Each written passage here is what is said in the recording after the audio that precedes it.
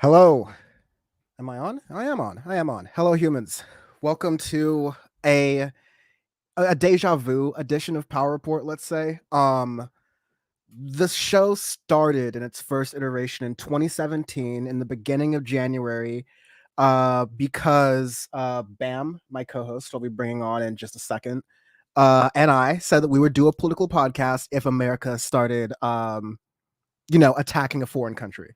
And that happened like the first week of January in 2017.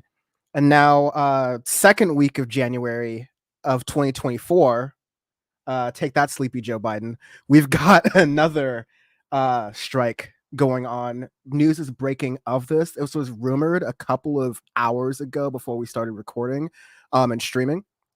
This sort of action was rumored to take place, but now we're getting more details. This is the United States, the United Kingdom combining forces to launch some strikes against Houthi rebels in Yemen. And so without further ado, I'm going to bring in Bam to discuss this in our little ritual here. As usual, uncensored Bam. How you doing? What's going on? It's like tradition. It's the early part of January, and the United States is launching bombs, and Bam and I are here to do a show about it. So I was hearing stuff about this from a lot of really reputable sources earlier this afternoon.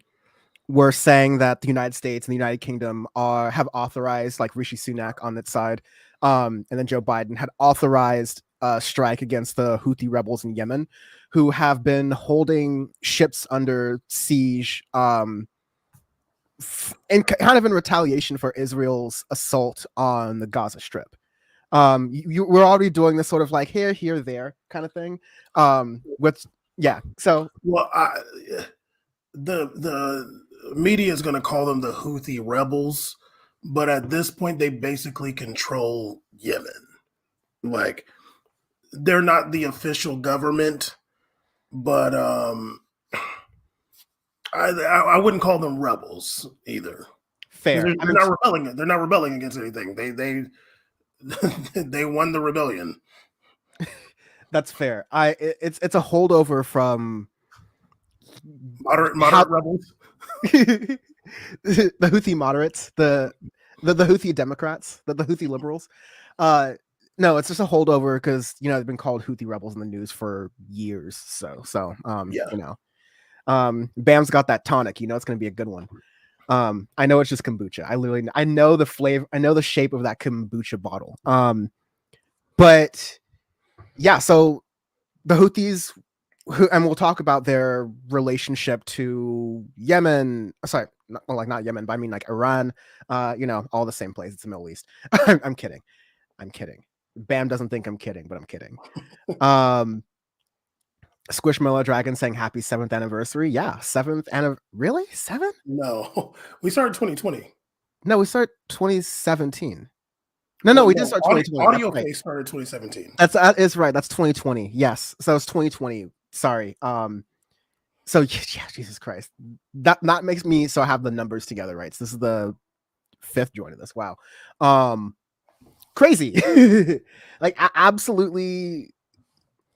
I mean, this was meant to be a retaliatory sort of thing because of the sort of like piracy that's been going on as a result. Their idea was that, or like the Houthis' idea was that they could put pressure on Israel by targeting, and the United States and really any ally of Israel's, by targeting commercial vessels that are just like, trade ships moving things back and forth. And a couple of times the United States, like, Navy has had to get involved. They've had to like move more carriers over there to provide coverage and support for these attacks. And we're talking like missile strikes, like missile launches from the Houthis. So it's not like the situation we had with the Somali pirates where they're like actually like trying to climb aboard a ship like that. Like you have a little bit of that, but you're also I think getting they like, did do that too. I think there was a video of that, if I'm not mistaken. yeah, so it's not just that though. Like the put it this way, the Somali pirates didn't have missiles. No. That's what I'm trying to say. So it's a little bit different here. So I'm getting a little bit more details about this strike. What I don't know. Like this is my least favorite part of all this stuff because all the news sources coming out are just like the least trustworthy ones, if I'm being honest. Like not even the usual like Fox, CNN, etc. But we've seen this especially acutely since October 7th. The Chomsky Hermes like propaganda model, and how it's being affected in the media as we're even talking right now. But given that caveat, going from Reuters right now, US and Britain carry out strikes against the Houthis in Yemen. Witnesses in Yemen confirmed explosions throughout the country to Reuters. President Joe Biden cautioned in a statement late on Thursday that he would not hesitate to carry out further action if needed. So it's very interesting from, you're hearing allegedly Joe Biden behind the scenes is when they're talking about the situation in Israel, trying to say, hey, Netanyahu, cool a little bit. America has previously made a really big mistake where we just go all fire and brimstone and people really don't like us. So, maybe don't do that, with no teeth to it at all. There's no carrot and stick initiative to that. So it's not like Netanyahu really, has to take that suggestion seriously if he ever would. But this is seen as a retaliation, but if you're hearing, at least we're getting early reports that from all over Yemen, which it's not the biggest place, but it's not like it's targeted at, one base or one port, right? Although not to be like gallows humor about it, you got to hope that at least they're targeting their strikes better than Israel is. Well, Israel is not. Israel is targeting civilians, to make that clear. But they do. They said that they're hitting military facilities. Maybe they are, maybe they're not. I think one of the key things is, as of right now, there has been support lended to the UK and the USA in these strikes by the Netherlands, Australia, Canada, and Bahrain. Okay. All right. Bahrain getting down. Small island nation in the Arabian or Persian Gulf, whichever you want to call it. Yeah, right there. Actually, you know what this map does? Oh, it does have Bahrain right there, next to Qatar, there, next to Saudi Arabia. They be partying in Bahrain. Apparently, y'all should go visit. But yeah, they do. But it does have a big military base along with Qatar. But honestly, well, okay, so the Houthis said that they were going to target ships that are going to Israel. Now, I don't think that they know which ones are going to Israel necessarily, and I do feel like they targeted ones that were leaving. like I think they did. I think they got some that were going in, and some that were leaving. Like I think, you know what I mean? Like Don't let the door hit you. Yeah, exactly. Like if they're going, like you know what I'm saying, like hey, but whatever. And I'm also like I don't know like what stuff is going from here. Like I mean, okay, I guess, but like I don't know. The But Houthis to have be honest, I'm just adding for context. The Houthis have attacked 27 ships per date to date since yes, they started this sort of assault. So I it do. hasn't been all Israeli ships, but yeah. Yeah, I do think that obviously I have a lot to say about this situation. This is the region that I pay attention to a lot, so I'm not going to go so deep Yeah. just yet. But Foreplay with Bam. for the Houthis as a government and as um, a military, as a military, you know, basically Would junta be the good term here, or for them, I think it's quite gangster.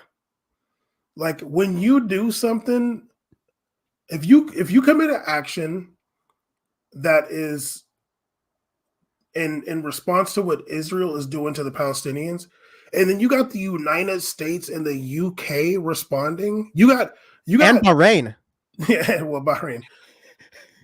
But if you got like them too, and not to mention Canada, another NATO member, responding, you went hard. And honestly, like yeah, of course, like yeah, you're targeting civilian ships that you know yeah, somebody's going to respond at some point. You know, like yeah, I don't think that they thought that they weren't going to get any kind of retaliation, but when you got the two big boys coming at you, it's like okay, you're punching above your weight. I can respect it.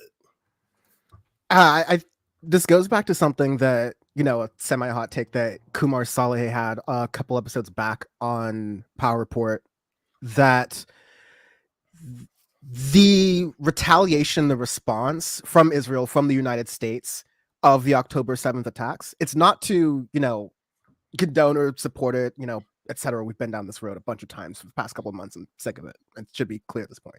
But it is such a like Hamas and the Houthis are such a small force compared to what they're fighting against, like the biggest, most funded military in the world in the United States, and their patron allies in the They, United Kingdom, Israel, etc. they're small compared to like, other armies in the Middle East. Like they're Yeah, small compared to Egypt's military or like Iran's military. They're small fighting forces. yeah. This is we see what it is here, and so they're able to get this kind of response where damn near 30,000 civilians killed is not a win, but Israel doing that and burning much of its credibility on the world stage, the point where you have we'll get to this later on, but South Africa speaking at the Hague about Israel's war crimes and accusations of genocide coming from South Africa. All right. So again, it's not like those politicians who are like leading there, like those are all black folks. Like it's not like they were the ones doing apartheid behind the scenes. Those other ones, they're gone. Those other ones. They just got farms now and rockets. Something bore, but given that situation, the response, the point I'm trying to make is that response that is coming as a result of Hamas's attacks and now the Houthis attacks is so, I mean, it's natural. I'm kind of, again, I'm talking in circles here. I'm not trying to like say I support what the US or Israel are doing, but I would expect them to act this way. Yeah. But again, like Bam, like you're saying, the fact that they are acting this way towards, geopolitical ants, like geopolitical spiders, 100%. When there is, it's mind blowing and kind of shows like the seriousness of this. And like, let's be clear, we've said this in a number of different ways over the past however many years, 4 I can count, but the United States Army is not what it used to be.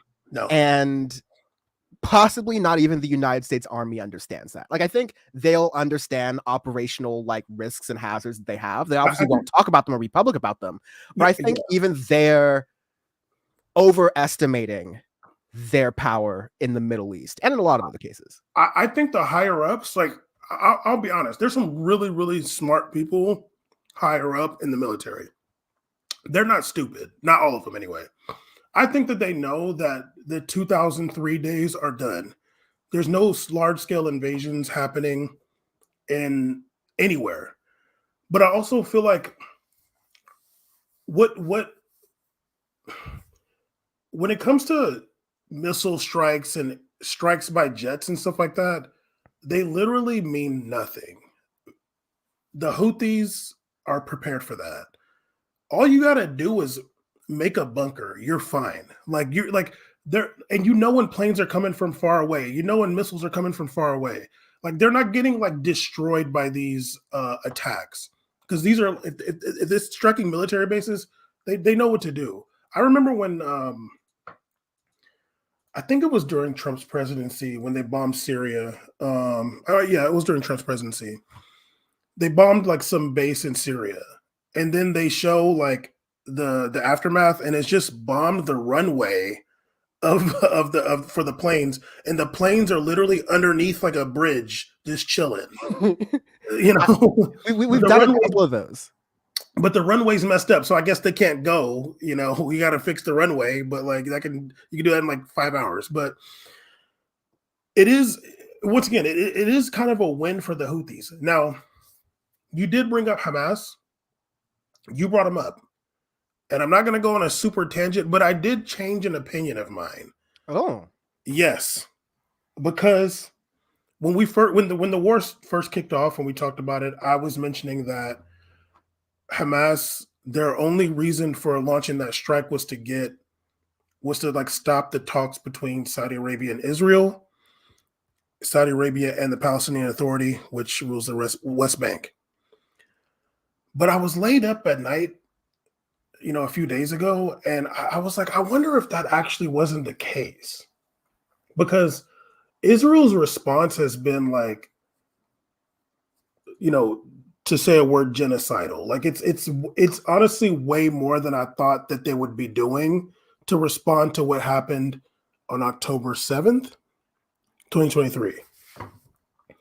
So I'm wondering, I'm like, well, maybe Hamas didn't want to just derail those talks. Maybe they were like, oh, those talks are already like in the works. Like we're already fucked. So let's just go out with a bang. Because what's happening now is like,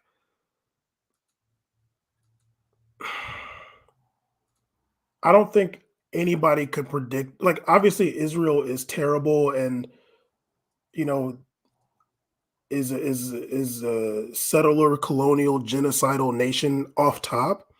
But this response is like way out of. It's just like, what are you even doing anymore? Like, at some point, things have to make sense, and you're just like bombing and killing people for like what is the reason now? And like you said, they're ruining their reputation, which is already bad on the world stage, and what I really think will be irreparable. But maybe Hamas was like, we're done. We can't do any. Like, Saudi Arabia meeting with the Palestinian Authority is such a big deal. They're probably like, well, fuck it, dude. Like we're torched anyway, so let's just go do some crazy shit, and then we'll just blend in with the population and get out of here. And the reason I thought that, because ISIS did shit like that. ISIS would, when it was like about time, like when they're like, okay, like we can't hold out anymore, they would just do some crazy bombing or some crazy suicide attacks, blend in with the local population, and go to Turkey. So I don't know. I feel like I changed my opinion. It's interesting. Like there was some. I think it's totally fine to change your opinion, really, because you're getting just more information as we're falling out from October 7th. Some of the information we've gotten, I believe, correct me if I'm wrong, is that Israel had like advanced knowledge of some sort of attack like this. Egypt warned them. Egypt. Yes. Something like, I think this could have been known as many as like months before even. Because I think like, yeah, people high up in Israel had knowledge of this for sure months in advance. And, it would fit and has fit with statements made on the record, off the record by officials past and present in the Israeli government that, letting Hamas get their licks in here and there gives them a justification for their real project. 100%. And so, I think within that, and there's usually not like one silver bullet reason for any of these things. Like, you're gonna go on this sort of like death mission, even if you are Hamas. Like, there's gonna be multiple reasons for it. Never mind the main reason of like the situation of the occupation. But yeah, I think it just could have been a combination of, hey, these normalization talks are a bridge too far, and we're already playing this thing anyways. Let's get ready to execute it as soon as possible. I think a lot could have led into it. It's a Hail Mary, like we don't care, and they clearly don't. So let's just go ahead and get to it. Like, yeah. I also see Left the Box in chat. Good to see the Canadian representation. Is Canada joining in this? Canada is part of it, and Australia. Well, I mean, like, the Commonwealth countries always hold their back. The Yanks and Bahrain. Let's not forget Bahrain. Noted Commonwealth country, Bahrain. Yes, basically. Yeah, it's just, once again, it's just such an unprecedented response by Israel. Like, obviously there's been wars in Gaza before 2014, 2008, I want to say, big ones. There's been military action by Israel in Gaza like many, many times. But this is just like, I don't know. It's like, what do you think you're accomplishing at this point? Like, and I don't want to talk about humans' lives like that, obviously. But geopolitically, it's like, okay, like, what do you think you're doing now? Because actually, you know what? What we should do is talk about South Africa, because I got so much shit to talk about these fucking countries here. I got so much shit to talk. When this one down here is coming way up here to talk about y'all, give voice for y'all fucks, like, eat a dick, dude. Like, honestly, I'm like, this shit is Algeria and Morocco catching smoke from BAM today. Okay. All of them. It's so embarrassing. Dan, what do you want Libya to do? I don't know if Libya even exists, but Dan, I was in the Muslim community for 10 plus years. In the Sunni Muslim community, I was all around everywhere. And I know how these people talk about like the world and like their role in the world behind closed doors. But like, I wish I could just like go to the mosque I used to go to and be like, y'all are embarrassing, dude. Like, there's no Sunni entity in the world standing up for Palestinians. Like, not one. You literally have Iran, the Houthis, Hezbollah, all the Shia people are standing up for Palestine. And then you got South Africa. All they did was just get the clips from the fucking YouTube that are everybody else got and said, look, guys. We screen recording on Instagram. Like, literally, they're like, look, we compiled everything. Look what Israel's doing. You're telling me that Qatar can't do that? I don't expect Egypt to do it. Egypt is Israel's main ally in the region. Qatar can't do that. Turkey can't do that. Erdogan can't do that. He's fashions himself the champion of the Sunni Muslim world. He can't do that. All these Muslim countries, Indonesia, Malaysia, like none of y'all can do that. But South Africa is coming up all the way to the whole continent to just put together a PowerPoint. It's really embarrassing. I think I want people to know that there's so many, obviously this is a leftist show. So all of you people are, you feel for Palestine. But let me tell you right now, there's a lot of these leaders in these countries and shit. They just talk. They don't care. They don't care. And it ain't just one person that don't care. It's a lot of people in the governments. They do not give a damn. And let me tell you this too. There's a lot of governments in that region that want this to happen. They don't want Iran to have any influence in that region. And Iran has influence. I probably talked about this on here before. I'm ranting. Apologies. There's a lot of those countries don't want Iran to have any influence in the region. They don't want Iran. Let me take that back. They don't want Iran to have any influence amongst Arabs outside of Iraq. They're always going to have, Iran's always going to have influence in Iraq over Arabs because there's a lot of Shia Arabs there.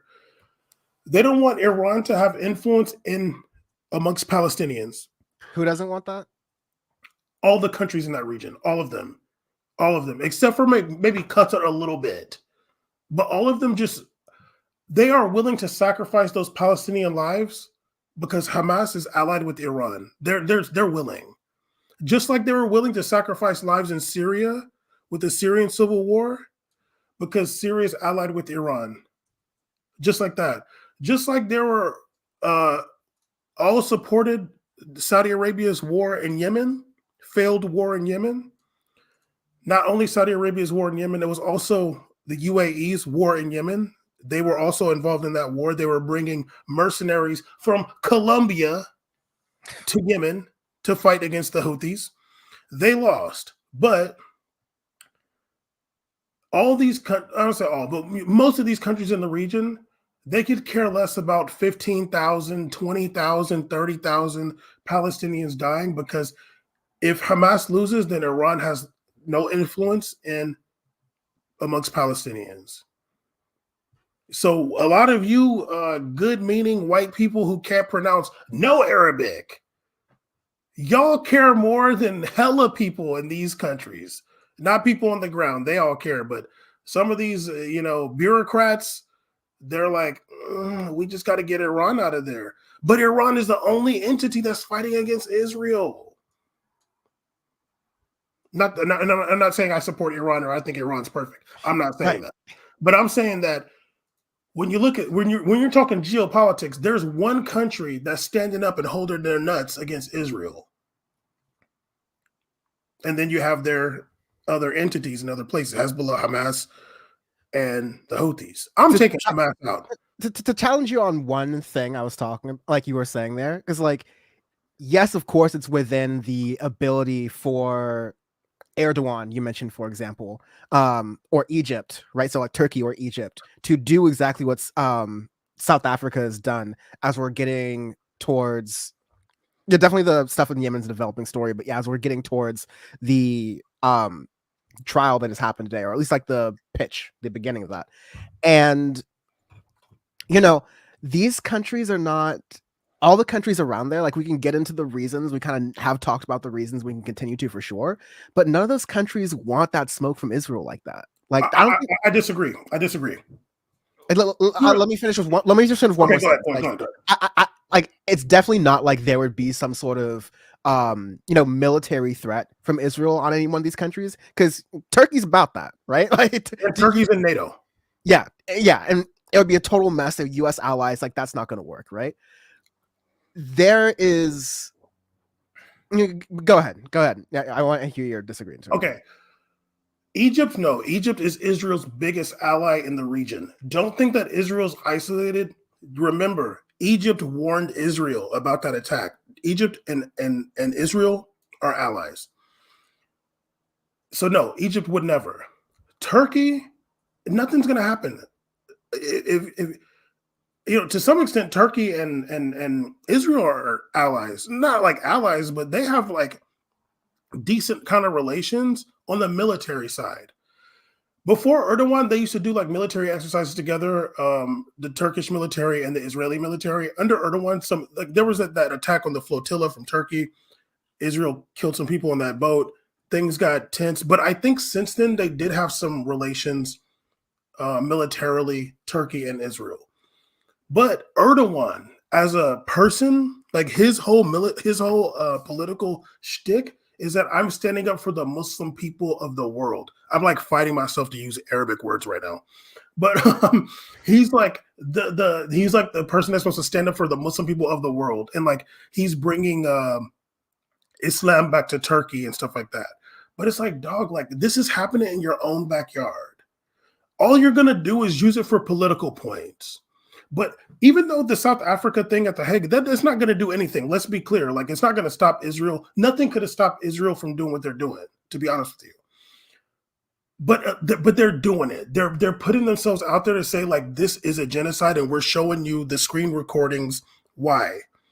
Any of these countries in this region could have got some people to do it. And it's just really embarrassing that they did it. It's embarrassing. Because these people in Palestine are dying. And you know what?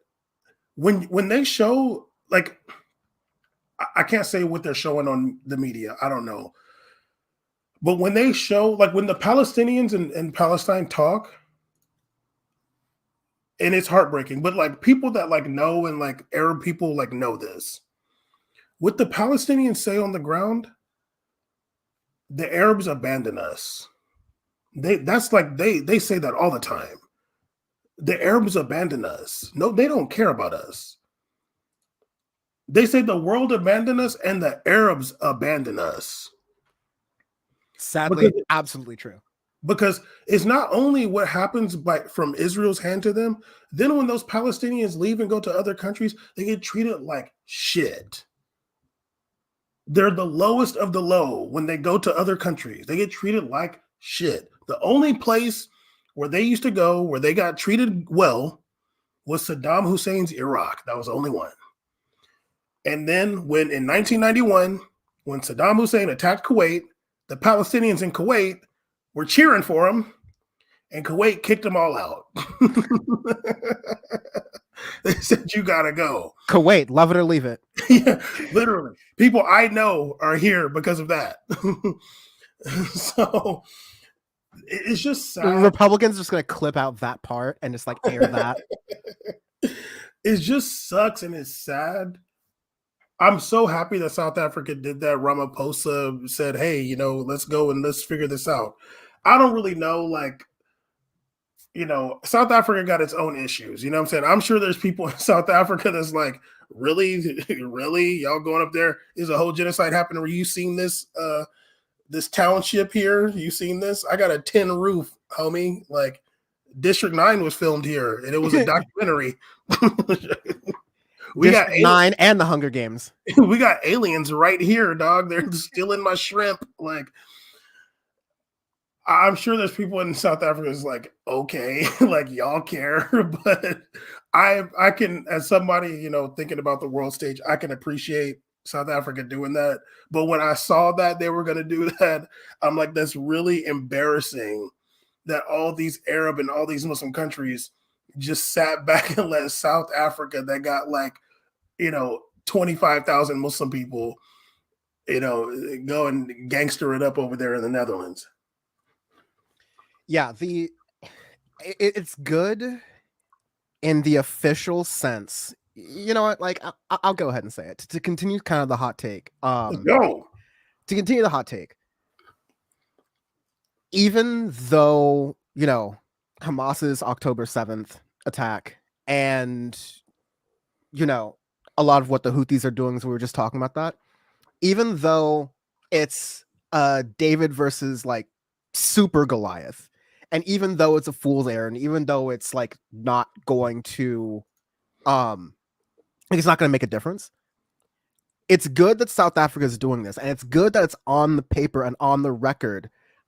Again, not because it's going to change anything, but because while the world is looking at this moment, we are going to be able to really look and get a hard look at this institution of the Hague, and a really hard look at, you know, real neoliberalism, not what, you know, people on the left like rant about, but like real neoliberalism, and we'll all get to watch it fail. We will all get to, like, a lot of people, not everyone, but a lot of people are going to have a collective, well, if we can't use the international courts for this, what can we do? Like what At what like what? Yeah. Arrest African leaders. That's what you can use it for. That's what it's there for, dude. Oh, silly me, I forgot. But like it will be a moment, especially in an international sense for international economics. There's different schools of thought in international, like political economy. I'm not going to bore people with all of that, but the school that has been prevailing really since World War II, that you can get countries together internationally, except the brown ones, and like you can have them together and through like some form of like liberal small d democratic order, through a legal system, through a process, through a courts, through all of the protections that you get in a legal system, supposedly we can run the world and let countries kind of operate independently and do their own thing, and when toes are stepped on, we can hash out on the international level. It's not going to work as we already expected, and it's obvious, like the fact that it's not going to work in a situation where one country is like, yeah, openly talking about and in closed doors talking about wiping a people off the map, and then sending them to southern Gaza to evacuate, and then bombing southern Gaza, like every step like down the line, this is a genocide. The world is going to see, is going to be able to see, rather, whether everyone's paying attention or not, another thing, but the world's going to be able to see the international criminal courts fail to hold Israel accountable for this. It's definitely in the immediacy, possibly forever, but that's going to be a moment where people can look and go, okay, yeah, much like we understand with our local, like national legal systems in countries, and even like, states and locals in that sense, these courts are a sham. The legal system is a sham. It's mostly, pissing contest for overeducated, global northerners in the West. And it is a game for the powerful to attack the powerless, to exercise power over the powerless in all ways, up to just murder. And of course, like, these people do murder as well, but there is like they do murder as well, but the legal avenue is just another way for, in this case, a form of defense and protection, but in other cases, like you're talking about with arresting African leaders, a way of continuing the hegemony of the global north and Western Europe in general, and the United States. What one thing I would like, you mentioned holding Israel accountable. It's hard. Any powerful country, like especially that has nukes, um, it's just hard to hold a country accountable, regardless, like in any sense. But it's going to be hard with a country that has significant military and it has nuclear weapons. You know, we've seen Russia invade Ukraine. I don't know how real the Uyghur thing is in China, but apparently they're doing a lot there. What are you really going to do? But one thing that countries can do, and it might seem not that significant, but one thing they can do is change the visa requirements.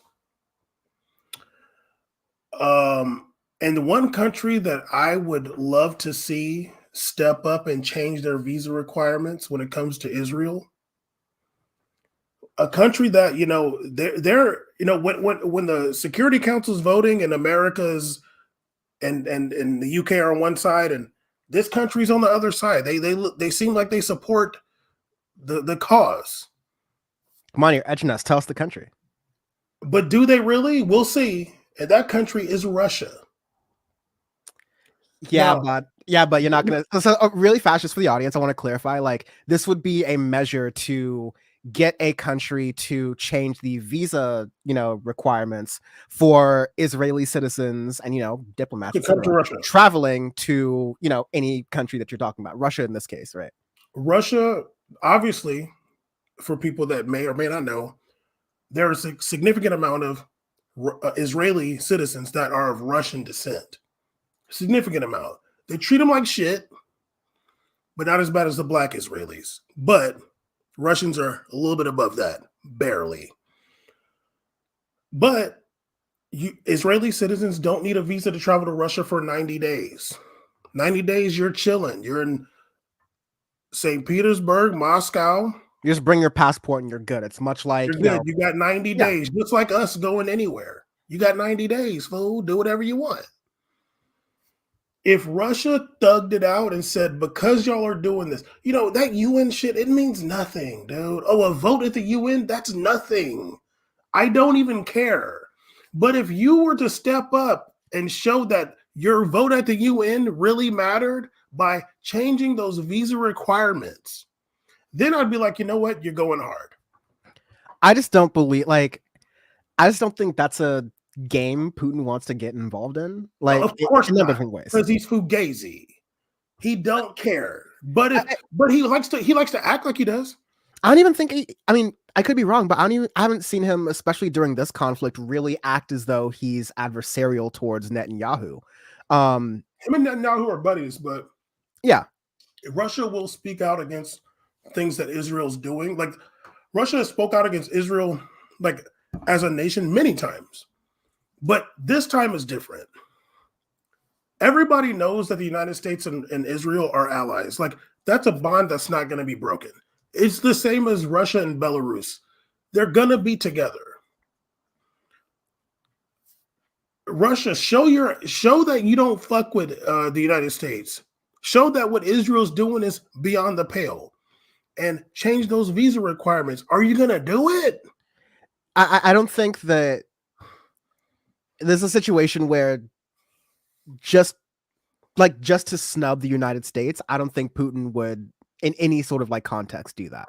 I think it's an interesting concept, and I think that in the United Nations, like, someone like Lula, who supported the South African measure on the South African accusation that was made in the International Criminal Court today. Countries like that can say, hey, you know what? We're going to change our visa requirements for Israelis traveling to our country. There's another different larger places that would do that. I think the issue you would run into in that is that, and we're talking in a really like leftist space, what that would broadly sound like and how that would definitely be spun to is Netanyahu going, look, we already said that the world is not safe for Jewish people. You have all these anti-Semitic countries that are now making it harder for Jews to, travel or immigrate. Now is why we need greater Israel more than ever. And so he's going to start like working towards that. I don't know. I see that like it would be a nice thing. It's a relatively low bar for most countries to do that kind of thing. Like, it's just a we need a visa to travel to Brazil. Americans need a visa to travel to Brazil, which there's hella Brazilians here. But Dan, shout out C's. Dan, Israelis don't even need a visa to travel to South Africa.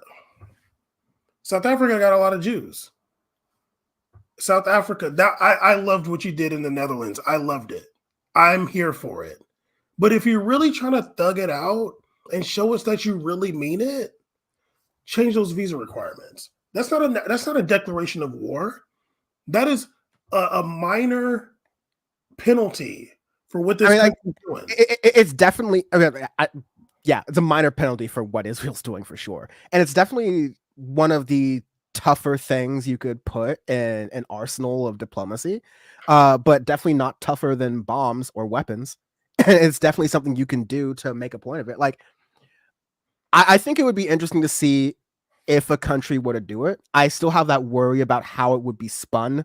It doesn't matter though. It doesn't matter.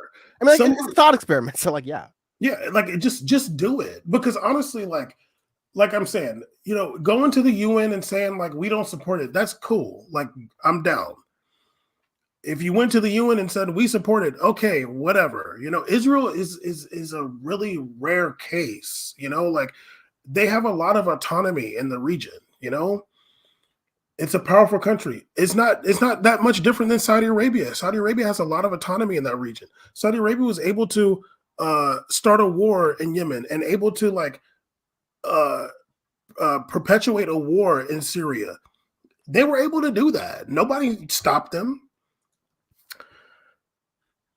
But one country if you really stand in solidarity, one of you just be like, you know what? We're going to change our visa requirements. You know what would be gay? More, hey, if you don't stop, we're going to change our visa requirements. You got 10 days, you know? Okay, I would like to see that threat. Yeah.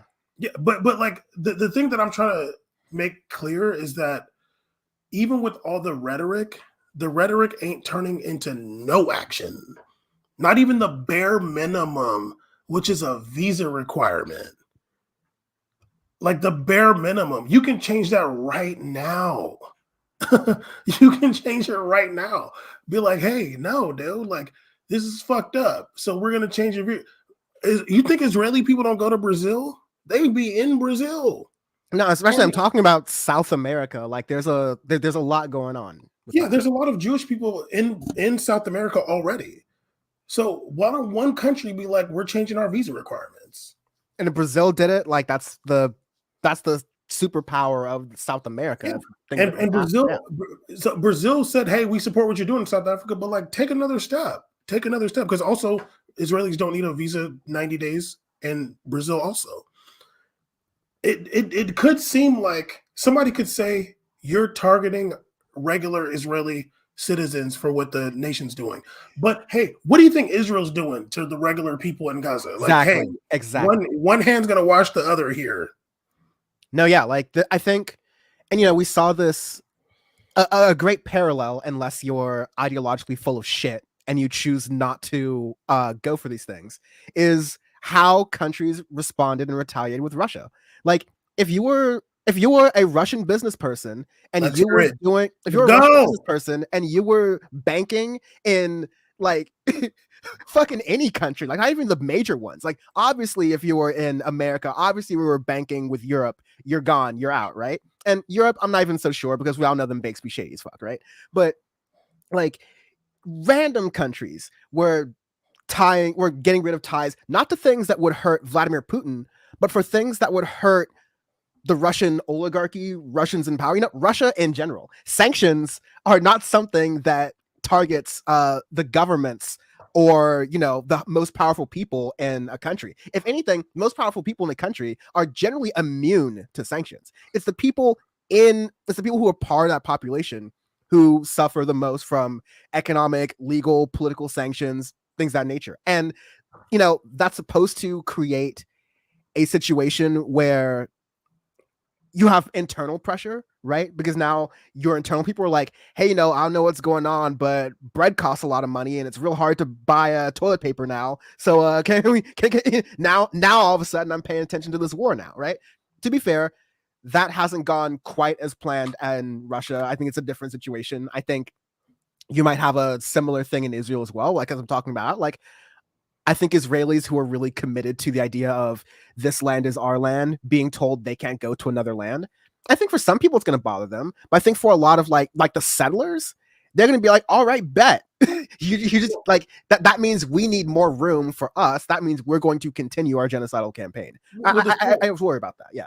The settlers don't, that's not like the majority of the population. There's a lot of metropolitan, middle class, technocrat Israeli citizens who, on this, like, I don't know these people. I don't have a problem with you. But it would make me happy to see one country, like you said, I mean, great analogy, perfect. Russia caught all kinds of hell behind their invading Ukraine, as they should. I don't know if any country changed their visa requirements with Russia. I don't know. But even like what's happening in Gaza is different than what's happening in Ukraine. Like it's different. This is a targeting. This is a relentless targeting of a civilian population consistently, targeting civilians. It would just make me happy. We've seen a lot. We've seen a lot of talk. It would make me happy to see one country do a little bit more than talking. Well, you know what? I think someone who is doing he's talking a tough game, let's say. I don't know if you've been keeping up with the junior senator from Pennsylvania, John Fetterman. But it's not been great. And here's a clip shared by noted proud American who has never set foot in the country once, Ian Miles Chong, or that's never lived in the country, was on X, because that's how it is, Twitter now, praising John Fetterman. I'm going to play the video of why Ian Miles Chong is praising John Fetterman. But let me just say, like, this is one of those situations. I mentioned it a lot last year with the TYT thing. I'm like, if Ben Shapiro is retweeting you positively, you fucked up. Oh, yeah. Right? If Ian Miles Chong is retweeting you in praise, and you, like John Fetterman, marketed yourself and campaigned yourself as not just a Democrat, but a progressive, get out. You're lucky you're in the Senate, dude, and you're lucky like the meter just started running on your tenure there, and you're lucky this is very early on in your tenure as a senator. And it's probably shielding him from any, and may not even, it's probably shielding him from backlash from AIPAC and entities like that. But I go ahead and say something, and then I'll quick question. Ian Miles Chong is the cement milkshake guy, right? No, that's Andy. No, that's Andy. No, that's Andy. No, yes, correct. Right. Racist. That was racist. Got him. I got myself that time. Okay, so here is Fetterman's response, by the way, to the South Africa accusing Israel of genocide in the International Criminal Court, The Hague. Here's John Fetterman speaking about that. Who are they really fighting? It's a group of cowards. They hide in tunnels. They hide behind civilians. They attack, kill, and mutilate children, women, and they do that. Stop talking about proportion on that. They shot their best shot on October 7th, and they would have taken more lives if they couldn't do that, but they couldn't do it. And now let's also talk about that. Now we're talking about genocide. And now South Africa is bringing that kind of a trial. Maybe South Africa being able to sit this one out when they're talking about criticizing. Sit it out. It was the joke I made earlier in the show, but like I was joking. He's serious. Unfortunately, modern medicine is what it is, and we have some kind of stroke medicine. I wish we didn't. Okay, man. Like, I also come back. He's looking too good. Also, I mean, he's got that congressional healthcare plan now. So yeah. all the nicest drugs, all the finest drugs. So yeah, like I don't want to say that John Fetterman's doing this kind of thing because of any sort of medical condition or some recovery from that, right? Like, no, this is a political calculation that he's making. It's a very bad political calculation, and a lot of Democrats are thinking what he's saying, but they're like keeping their mouth shut because they are like pro-Israel to the core. John Fetterman, again, someone who campaigned as a progressive, completely meaningless, because it's like core value is human rights. What's going on in Palestine is the antithesis of caring for human rights, and obviously he is taking such a staunch public stance on defending what's going on, such a staunch public stance on perpetuating lies from the Israeli government and like complete mistruths that have been spread through the media that have been debunked like months ago now. At this point, John Fetterman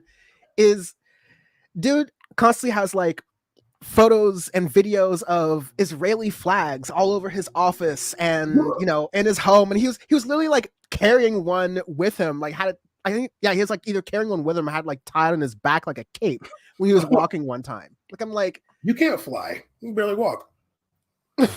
Just come on, man. this episode, Bam and I really switched places. Come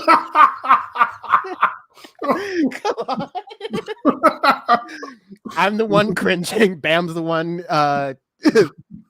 touching the sun of terms of service. Like, what are we doing here? I love it. Ableism is too far for Dan. Okay. Everything else, yeah. everything else is fair game, but yeah, I it is really wild.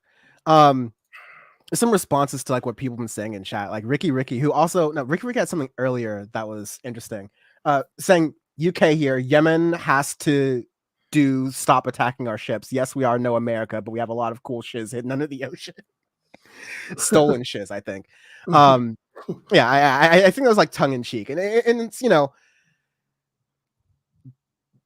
none of these arguments are we talking about, oh, a country's not going to respond. Like the United States gave a bunch of warnings. They did, again, they handled this in a really decent way, right? But the United States handled it and they said, okay, don't do this. We're giving you warnings. Okay, we've given you warnings. If you keep striking us, we're going to retaliate back. Like, this is what happens. Like, you kind of expect this in any sort of situation. And what, as stuff is coming in from Yemen, Associated Press reporters on the ground are saying it looks like these are military targets that were struck and hit, and basically what I'm kind of get at is that you're not seeing a civilian sort of like mass casualty event here with the United States responding here. This is the exact opposite of what Israel's doing, yeah. And with Fetterman going here acting as though like that, Fetterman is acting as though Israel responded to Hamas the way the United States responded to the Houthis just now. Oh, and it's like, it's not even close. He said one thing in there. I know I'm ranting a lot, but like he said one thing in here that was like, Hamas took their best shot on October 7th. And if they could have done more than they would. All right, buddy, finish that. Finish that little exam for you. Why can't they?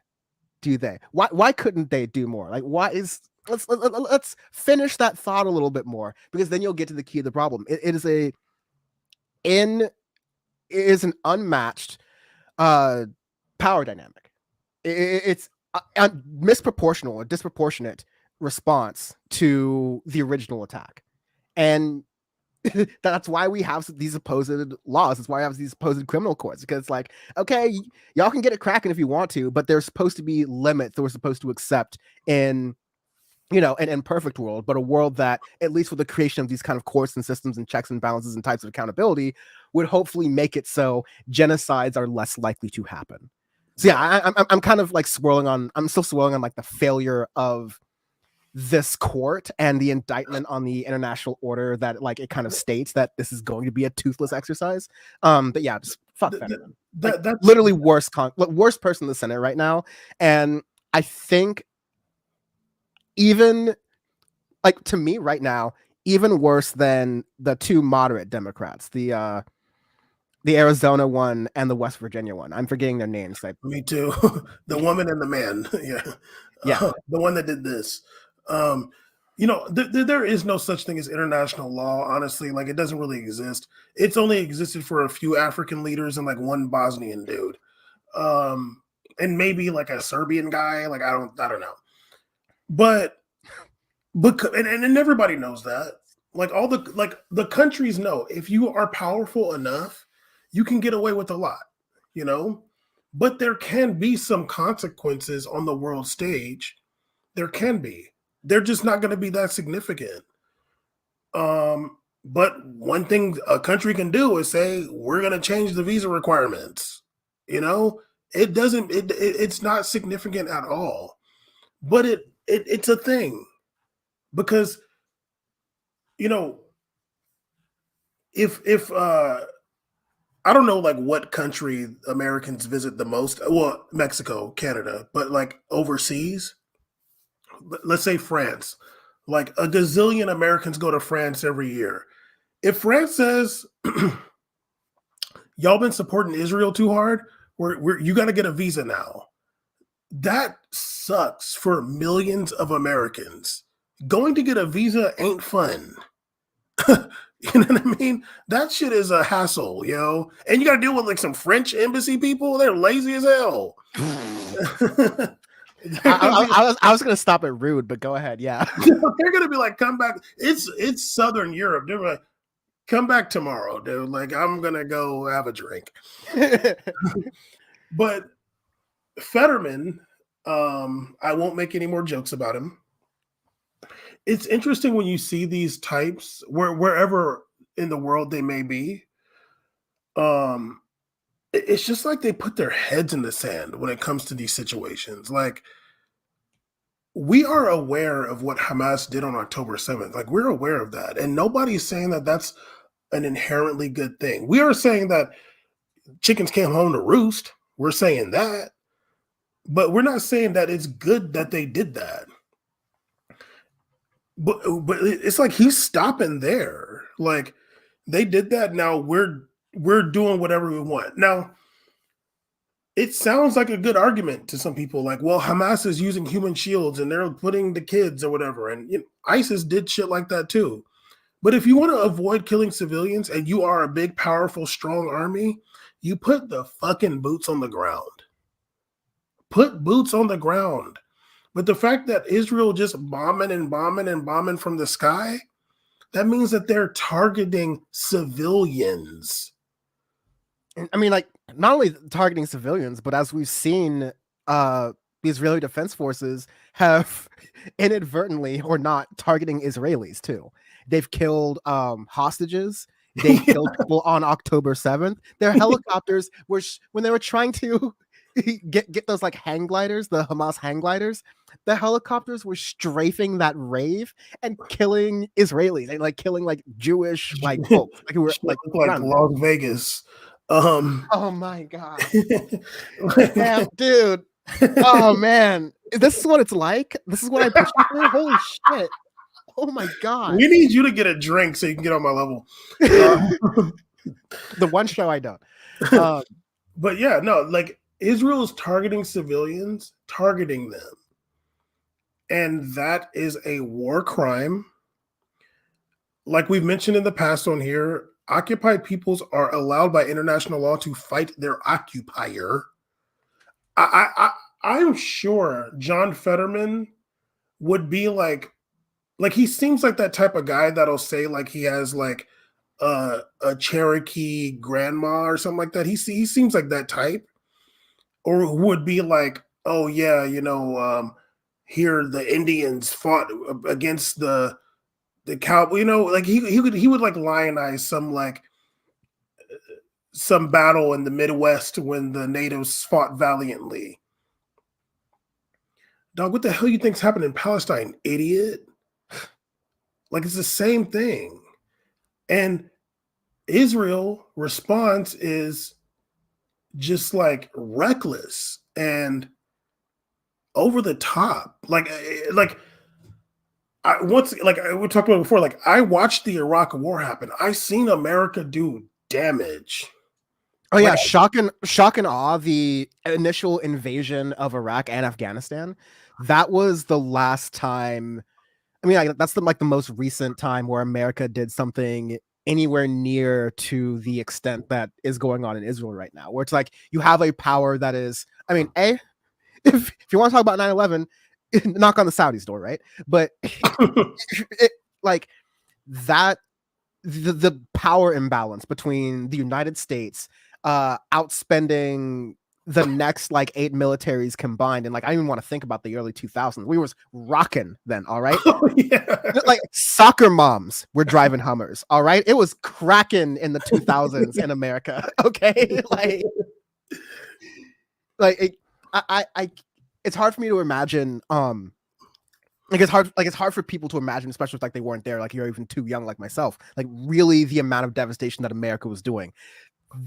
This is like just in how much devastation in the short amount of time, and just like the blatant, absolute disregard for human life. This recent campaign by Israel really sets the bar. Oh yeah, like I have no problem saying it's worse. I have no problem saying that. Someone in chat, like Ricky, I'm starting to get it. Was saying, don't forget about RFK. I'd vote for him if I was American. Brian Newton's saying correctly, RFK is just as pro-Israel on this genocide as Biden. And I was just looking at RFK recently. If not more. Yeah, let's just look right here. RFK Jr. pledges to give Israel whatever they need. I was seeing this other thing earlier that was like RFK Jr. says that calling what Israel is doing a genocide is absurd. Yeah, this was from a month ago. He was Also, RFK on that Epstein flight a few times. It's interesting. All right. To say the least. I'm so glad that like Joe Biden at the point when like Epstein was really getting it cracking was still like, I mean, he was definitely like still the credit card senator, right? But he wasn't like at the Epstein like Lolita Express level of like hobnobbing with rich people. Like he's not at that. No, not even close. Like pretty much the only thing going for Joe Biden right now is he wasn't on the Epstein list, and not even like not a family member, not even Hunter. Yeah, seriously, Hunter is too cool for that. Wasn't he a senator from Isn't Biden a Delaware senator? Yes. Like now, Delaware does have some shady shit going on, but like the senator ain't doing shit though. No, there's the joke that Joe Biden is the senator for the credit card companies instead of the senator from Delaware. Like he's representing the credit card companies. It's the reason why most companies, for tax reasons, are incorporated in Delaware, even though they do business anywhere else. Yeah. Same reason why all the tech companies incorporate in Ireland, because the tax laws are much different and much easier there than in England or Wales, although that's difficult, or like any other part of Europe too. By the way, changed recently. Oh wow, yeah. Oh yeah, because Ireland was like, oh, this is our new sovereign wealth fund. We're just going to tax the shit. Yeah, it's like we're going to tax the shit, like the ever loving shit out of these companies that have been using us as a tax haven, and we're going to, I don't know, buy some British soccer teams.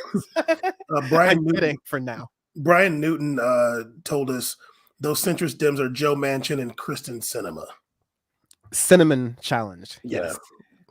Once I saw the cinnamon, I was like, oh yeah. Yeah. Bisexual brat Barbie, of course. But yeah. RFK is not a great choice on this.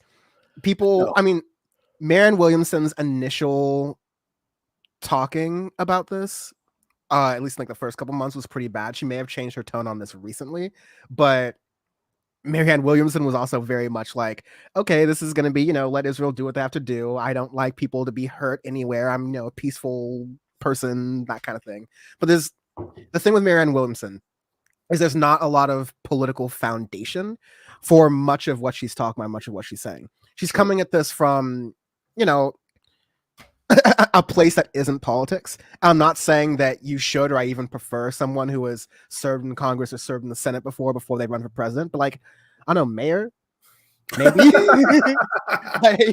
I don't know, like school board, like Marianne Williamson also went on The Breakfast Club and all these other black shows talking about reparations. And when I crunched those numbers, me and Dan were going to get about $3,000. I listen, we live in hell, but guess what?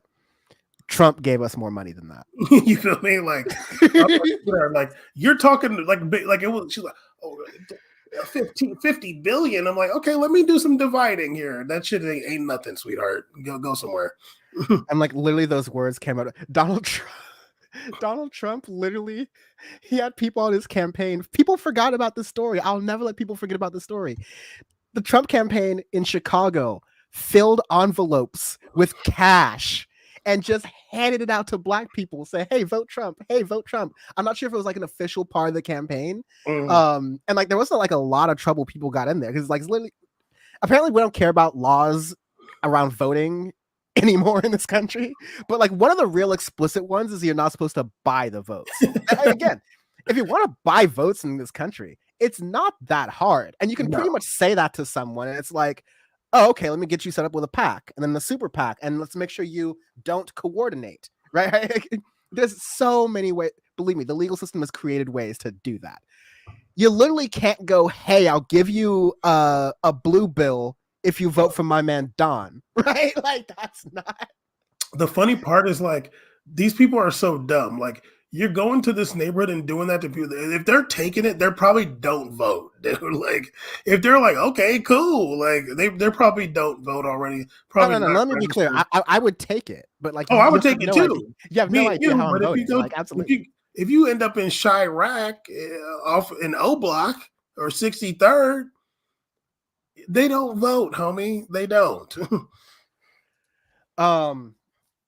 What can you do? I see you, and I just gotta I'm on this tangent. And I love Yes, it. find it, please. There's usually some tangent on Power Report. Last week when Ray was on, we were talking about that Washington Post article written about Chasten Buttigieg, Pete's husband, and basically the entire tone of it, literally, was Pete Buttigieg is the man about town. He's like the hottest person, in the not attraction wise, he's the it guy in Washington D.C. Meanwhile, we have Chasten Buttigieg over here, this fat, lazy slob who doesn't fit in anywhere, who is just weighing this man down. He's the anchor and chain for Pete Buttigieg. Literally, that was the tone repeatedly. They talked about Chasten Buttigieg quitting going to the gym because he had made it a goal. He had made it a goal for his New Year's resolution, and he stopped going or whatever. They mentioned how Pete likes to travel and he gets active and he goes outside, where Chasten's a couch potato and he stays in. And I'm literally this is a Washington Post feature article. Why is this amount of violence there? It's really weird because it is two men, but it feels sexist. They're calling Chasten the bitch in the relationship. I don't like it. The fat bitch at that. Hang on. I'm trying to find the article. Okay, you find that, and then after that, we'll respond to Ricky's genuine question in chat. Yes. Okay, I found it. Trump allies are handing out cash to black voters. This is Politico, 2020. Yeah, January 29th, 2020. Allies of Donald Trump have begun holding events in black communities where organizers lavish praise on the president as they hand out thousands of dollars to lucky attendees. The first giveaway took place last month in Cleveland, where recipients whose winning tickets were drawn from a bin landed cash gifts in increments of several $100s stuffed into envelopes. The only thing I got wrong was it's Cleveland, not Chicago. But I mean, literally, Cleveland, home of Machine Gun Kelly. The lazy uncle on a holiday just stuffing bills into an envelope, going, "Here, kids, there you go." That's hilarious. The organizers, I love this. No, this is the best part. The organizers say the events are run by the book and intended to promote economic development in inner cities. It gets better. But the group behind the cash giveaways is registered as a 501c3 charitable organization. Oh my God. One leading legal expert on nonprofit law says the arrangement raises questions about the group's tax-exempt status because it does not appear to be vetting the recipients of its money for legitimate charitable need. Because charities have to spend their money on charitable activities, not bribing people for votes. Right. Asked about the legality of the giveaways in a brief phone interview, which you shouldn't have done. Okay, sorry. I gotta pull back because there's euphemisms that Bam and I are laughing at. Was it? The organizers say the events are intended to promote economic development in inner cities. We know what that means. We know what that means. In case you didn't know what it means, Daryl Scott, CEO of the Urban Revitalization Coalition, spoke briefly in a phone interview to Politico, saying that most gifts were in between $300 and $500, and that anyone who receives over $600 has to fill out a W-9 in accordance with tax law. So it's what is it? Loopholes, dude. Okay. In this envelope, we've got $599 for you, counted out in bills. Exactly. Now remember who's gonna do the opportunity zones, the revitalizing the ghettos, the urban renewal. Who's giving black people money? Massa Trump. That's who's doing it. You take this envelope there and have a good time. Now you're registered, right? Yeah. I got my car registration. Sorry, last part.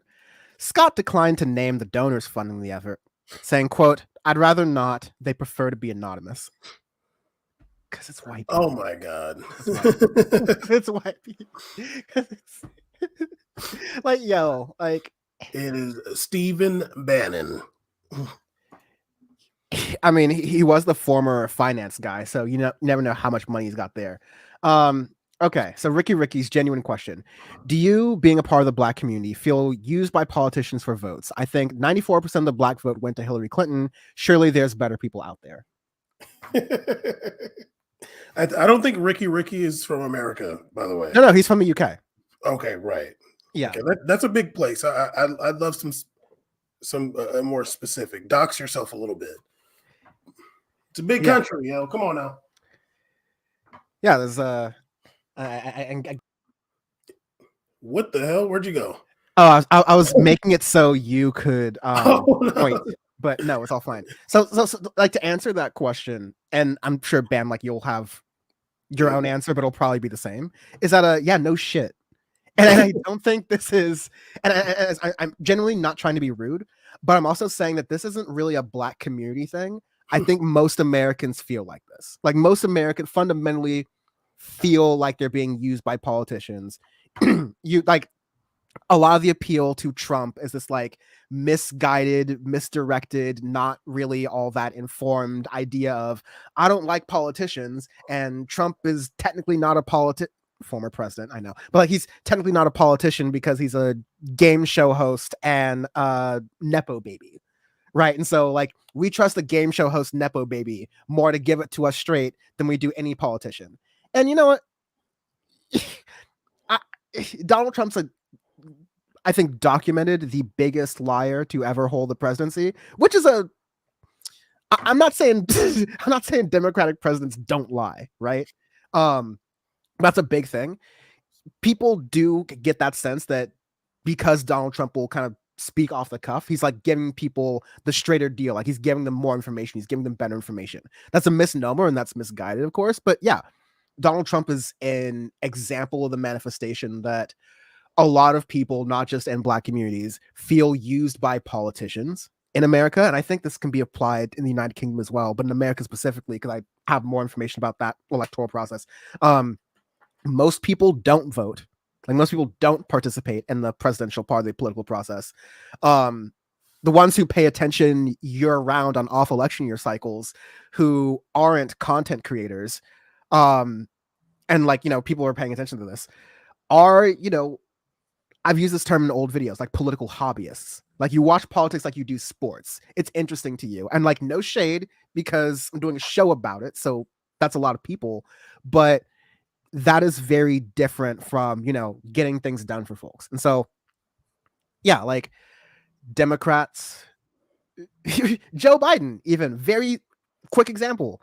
Elect Warnock and Ossoff in Georgia in 2020 during that special election, and we're pumping out the stimulus checks, the $2,000 stimulus checks. Then he turns around and goes, oh, well, the 2,000, I meant $600 because Trump already gave you 1,400, and you add those together, that's 2,000, which is exactly what I said. Exactly what Joe Biden said, right? So it's very easy to tell. It's happening all the time. I don't think it's necessarily a specific thing within the Black community, although, like, within that lens, there are Black folks who, like, have those conversations in open rooms and in closed rooms that, like, neither party really gives a shit about the Black community. I can definitely tell you one party cares less, but neither party really. Yeah, I mean, the question, I mean, I don't know this person, obviously, Ricky, but it's kind of like, feels like it's coming from like that, that Candace Owens dim exit or whatever they call the thing. It's kind of sounds like that a little bit. Like, oh, you got to leave the Democratic plantation kind of thing. They're just using you for your vote. And honestly, the way I feel is like, if a politician lies at any point to get elected, like, then they used you. Like, yeah, dude, like, they're saying, they're promising these things that are not going to happen. Yeah, you were used. You were lied to. You were used. Now, you and I are informed voters. We know what we're voting for, and we know what we're not voting for. Like, we can, like, even if Bernie Sanders was on the ticket and we voted for him, he became president. It's not like we think we're necessarily getting universal health care. Like, we don't think that we're going to get it now because Bernie's there. We're just still hoping for it. Like, I would not be like, oh, nice, Bernie's there, we're getting it. I would not. You'd be naive to do that. I mean, remember when Obama was elected? Yeah, this is America, people. But those were the conversations. Like, never mind the hope and change, but I mean, this is satirizing the Boondocks. Like, you had people somewhat seriously, but like not actually thinking like, oh, now that Obama's in office, no more black people in jail. Like, he's gonna commute. Like, now that Obama's in office, and we have pictures of him smoking weed in college, and he's talked about his drug use in college. He's gonna commute all the drug sentences. Yeah, people are naive. Obama's in charge. He's gonna put the banks in their place. Yeah, no, it's like, dude, like, this is America at the end of the day. Like, we think America's gonna change? It don't work like that. But then also he says, I think 94% of the black vote went to Hillary Clinton. I don't know if that's true or not. Maybe. Is it surely there's better people out there? The other option was Donald Trump. We don't have a big, large, vast pool of people to vote for real. Like, once it was down to them two, it was Trump or her. And people really don't like Hillary in this country. Yeah, and obviously, but like, and black folks too. But like, I mean, not to cut you off, but I think it's like the decision is that it is like you're choosing in that situation of a vote, like, who is better for you out of those two bad options. Yeah, and that's how politics are for the most part, especially at the presidential level. I want to emphasize. I want to like shout out really fast something that Olai I'm really bad at saying her name. I'm really bad. But Olai has made a video. It was like a 3-hour long video about like voting in 2024. And I've seen a good lot of it. I'm in my video essay period this part of the month, so I've been watching a lot of it. But like the main definitely go watch it. But a big crux from that video is that you need to see voting, especially for president, as a political tool, not the purest expression of your beliefs, not a moral, case or a judgment type thing. I think these cases and these arguments can be made and like will be made by other people, but like you should see your vote as strategic. You should see your vote as, much like you're doing in another situation, who is the person who is easiest to work with, or like who is the person who I think will get most of what I want done. Or more of what I want done. More, yeah. If the opposite of that, like the person who's voting for somebody thinking like this is the person that's going to make everything like that, like you're getting close to fascism that way. Like you think you're voting for a Führer. Like, no, this is a democracy, and like you're not voting for the person. You're not voting for God. It's a tool, like you said, especially presidential. But in a democracy, like every democracy is imperfect. You're never going to be voting for like the exact person you want, like their policies. If you do think you're voting for the exact person you want, once they get in office, you will be disappointed because there's all kinds of other influences and things. Like, there's all kinds of other things going on. But we're working towards something here, hopefully. And I feel like people should be optimistic. We're working on Dan. But going back to the initial question, yeah, at that time there was Bernie Sanders in the primary. A lot of us voted for him. He didn't win the primary, and for better or worse, and there was some corruption involved. But when it got down to it, it was Hillary Clinton or Trump, and yeah, Hillary Clinton. I have no problem saying Hillary Clinton was the better option. No problem. Yeah. I would vote for her every single time over Donald Trump. Proudly, not proudly, but I'll. Yeah. Let's be real.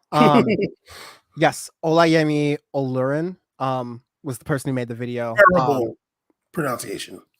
I gave it my best Amy Goodman pronunciation. Just how can I best butcher this? But yes, thanks Rosalba for reminding me. But I do want to just like be clear This is a 3 hour, like, because Rosalba 14 said this is like a 45-minute video. No, it's a 3 hour video. I don't know if you're watching on like 4 times speed, but it's a 3 hour video. It's a good video, worth a watch.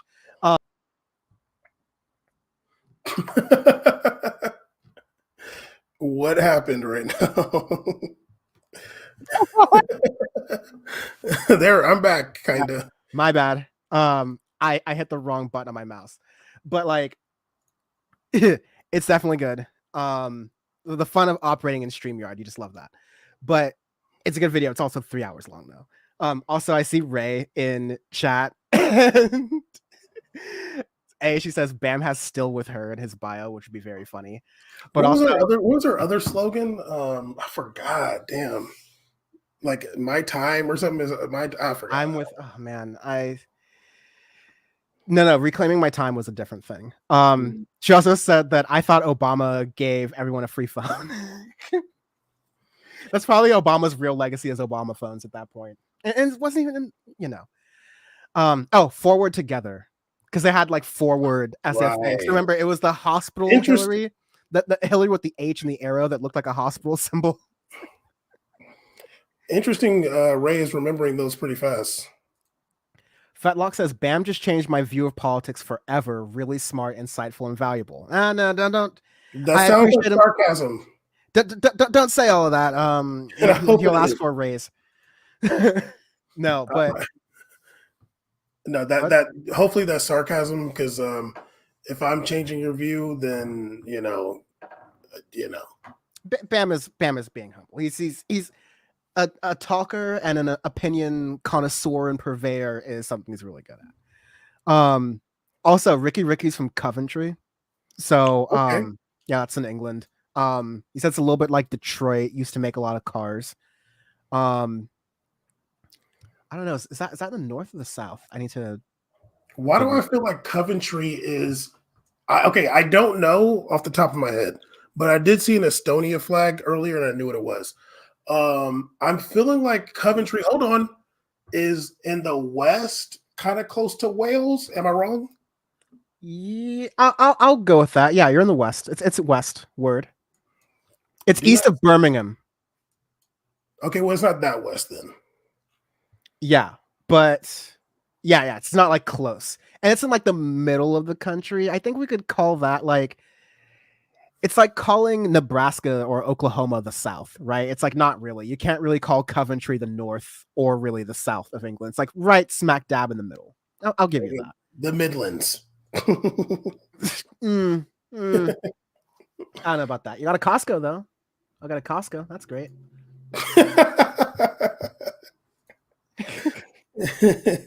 Go get you a big box of spotted dick from the Costco in Coventry. Don't even talk to me until I've had my old speckled hen in the morning. And Bam would actually believe me. Yes. Ricky does say in the Midlands. Do not sleep. Okay. I know your least favorite part of doing these shows is when we're talking about the actual election, and there's like, nothing really big coming out of it. First of all, I think there is actually. Well, not the election, but like Trump's trials and shit. Well, yeah, let's look at the election part of it. The Trump's trials, they're kind of continue at an on-rolling thing. And Ricky gets it. Costco's down the road. Just pick up a few beers. At least it's not. Don't get those Tesco beers, and you're good. Stick with the Kirkland signature, all right? Imagine. Ray says, "Did you eat mushy peas when you were British?" I love the idea of when I was British, like it was a condition I had, and I no longer am afflicted with. Yeah, because like a chippy, like your fish and chips, like your typical, like the only meal England like didn't steal and bring back to the country, is like okay. Sorry, I'm forgetting about spinach and cabbage pie and all the other wonderful delicacies. No, I mean like chips, the fries, like those aren't English. Right, they're French, of course. Freedom fries. But and of course the British invented fish, of course. On the first day, God created Manchester. On the second day, fish. He's a busy man. Not really into the chickens and pork, but no. Yeah, when you order fish and chips, you usually get it with the mushy peas, which I don't like. I usually order it without. Beans on toast. No, listen. A good English breakfast, like a proper English breakfast, where you have the beans on toast, it can work sometimes. I would not condone it. It's not something I do very often. I repeat often my quick horror story of the last time I went to back to England 2 years ago. Just out of a masochistic hatred for myself, I wanted to try a burrito, like a Mexican burrito, and I was in the in north, Manchester. In Manchester, yes, oh, in the north of England. Oh, One sentence for you. oh. They put kidney beans in it. That's probably what they do in Chicago. Oh no. Ray, confirmed. Do they put kidney beans in burritos in Chicago? I think we're gonna be killed for that. Not scram. No, I'm only saying that because a friend of mine told me, not Ray, but she's from Chicago. She said that the Mexican food in Chicago is better than Mexican food in Southern California. I'm like, you're insane. Absolutely not. I mean, no, that's Mexican ridiculous. food in Chicago is good. We've got a They lot have of hella Mexicans Mexicans are in Chicago. There's hella Mexicans in Chicago. They're getting it cracking there, but they can't compare. Like, I'm pretty over California, to be honest. Like, I grew up here, like whatever. But I just, whenever I come back from a long series, of gonna be traveling a lot of the next month or so. Like, whenever I come back, I just love the idea that with no effort, I can go to any Mexican joint and like I'll have a good burrito. Okay, I can get off at LAX and walk because it's not a civilized airport. And I can go out to like Century Boulevard or Aviation Boulevard or whatever, and there'll be a lady making pupusas on the corner, and it's gonna be great, right? Like, yeah. I mean, I definitely when I came back from Saudi Arabia, I was like, I want like a California burrito. Like, I need that burrito with them fries in there, fool. Like, I need to get it cracking right now. But it's okay. Ray's in here with the slander. These people come to California and think that they've been everywhere. If you come back, we're going to take you to the fireplace in San Diego, and you will change your mind. But, the west side of Chicago is cracking. Zarape, I can attest to that. That's very good food there. Sorry, that's another thing. I was typing this out anyways, but yeah, Lefty, cross chat isn't working right now because I'm using just StreamYard for better or worse. For better, it's much smoother. For worse, I just got defeated by my mouse's like little like back button. But yeah, it's really good. 3 degrees. It's gonna be 3 degrees in Chicago. That's terrible. Okay, what I wanted to get to, and honestly, Ray and I were texting about this earlier, not to put us on blast, but there was a headline, and I want to see if I can pull it up fast enough. Yes. Unfortunately, there's more to this sentence, or fortunately, but we can announce that Ron DeSantis is being topped by Nikki Haley. Yeah, I did see that. Did you watch the debate? I didn't even know there was one until I saw it. No. So that's the other thing. Bam, you'll be proud. Actually, another thing with Ray. So I was going back and forth because Ray and I have talked about like, yeah, we're sickos. Like when we watched the last debate, which we didn't know until like last minute, it was 2 debates because it was the Republican debate, and then on TYT they were doing like a Democratic candidate forum too. So it was like 6 hours of debates, and keep in mind, none of them involved Biden or Trump, who are the front runners and who are like actually going to be involved. So this is really like, I remember when I was working at TYT in 2020, and we were covering the Democratic primary debates, and we were like, yo, there is some like, yo, there's 20 people on this debate state. There's 16 people on this debate state. Like, we are just pissing into the wind. No, it's worse because in the Democratic primaries in 2020, people actually like Joe Biden was on that stage and he made it and like won the nomination. And then Bernie Sanders was close and Kamala Harris was kind of close there too for a little bit. And like those people were on the debate stage and they actually like had a chance kind of to win. Right now, Donald Trump, literally at the same time as the Nikki Haley, Ron DeSantis pissing in the wind debate was happening, Donald Trump was on Fox News at the exact same time doing his own little forum talking like that. And let me be honest, I saw the clips afterwards. He's looking good. He's looking real like, again, not that I agree with him or anything, but like he's looking strong in that sense of like the reasons why people like Trump. He's like quick with reactions and responses. He's constantly, like throwing jabs and shade at people like Nikki Haley and Ron DeSantis and also Joe Biden. Like he's praising himself for getting rid of the right to abortion. Yes, there was all that in there too. He's praising himself for having topped Ron DeSantis before Nikki Haley. So Nikki Haley's getting his sloppy seconds there. And I'm kind of mean that seriously because like we joked about this a lot. I think the top polling that anyone got like nationwide on the Republican side was like 19-20%. Maybe DeSantis had 23% a year ago. Again, dude, thanks for playing. Trump's been at a consistent 60% this whole time and hasn't budged, even with all the criminal cases that we were talking about just a moment ago, Bam, hasn't budged / has gone up. So yeah, it's not great. I will say the great thing that we did get from this week is that right before the debate that happened, and yeah, Ray and I were just like, listen, it's the same pissing in the wind like losers. We won't hear anything. We won't learn anything from this debate that we didn't learn from the first ones. And we don't even get Vivek Ramaswamy on the stage. So it's like not even going to be like, we don't get that sort of like those assaults from Nikki Haley. And also me accidentally. And no, I think like I was going to say like the biggest point from this is that, yeah, Donald Trump is going to be the winner on that.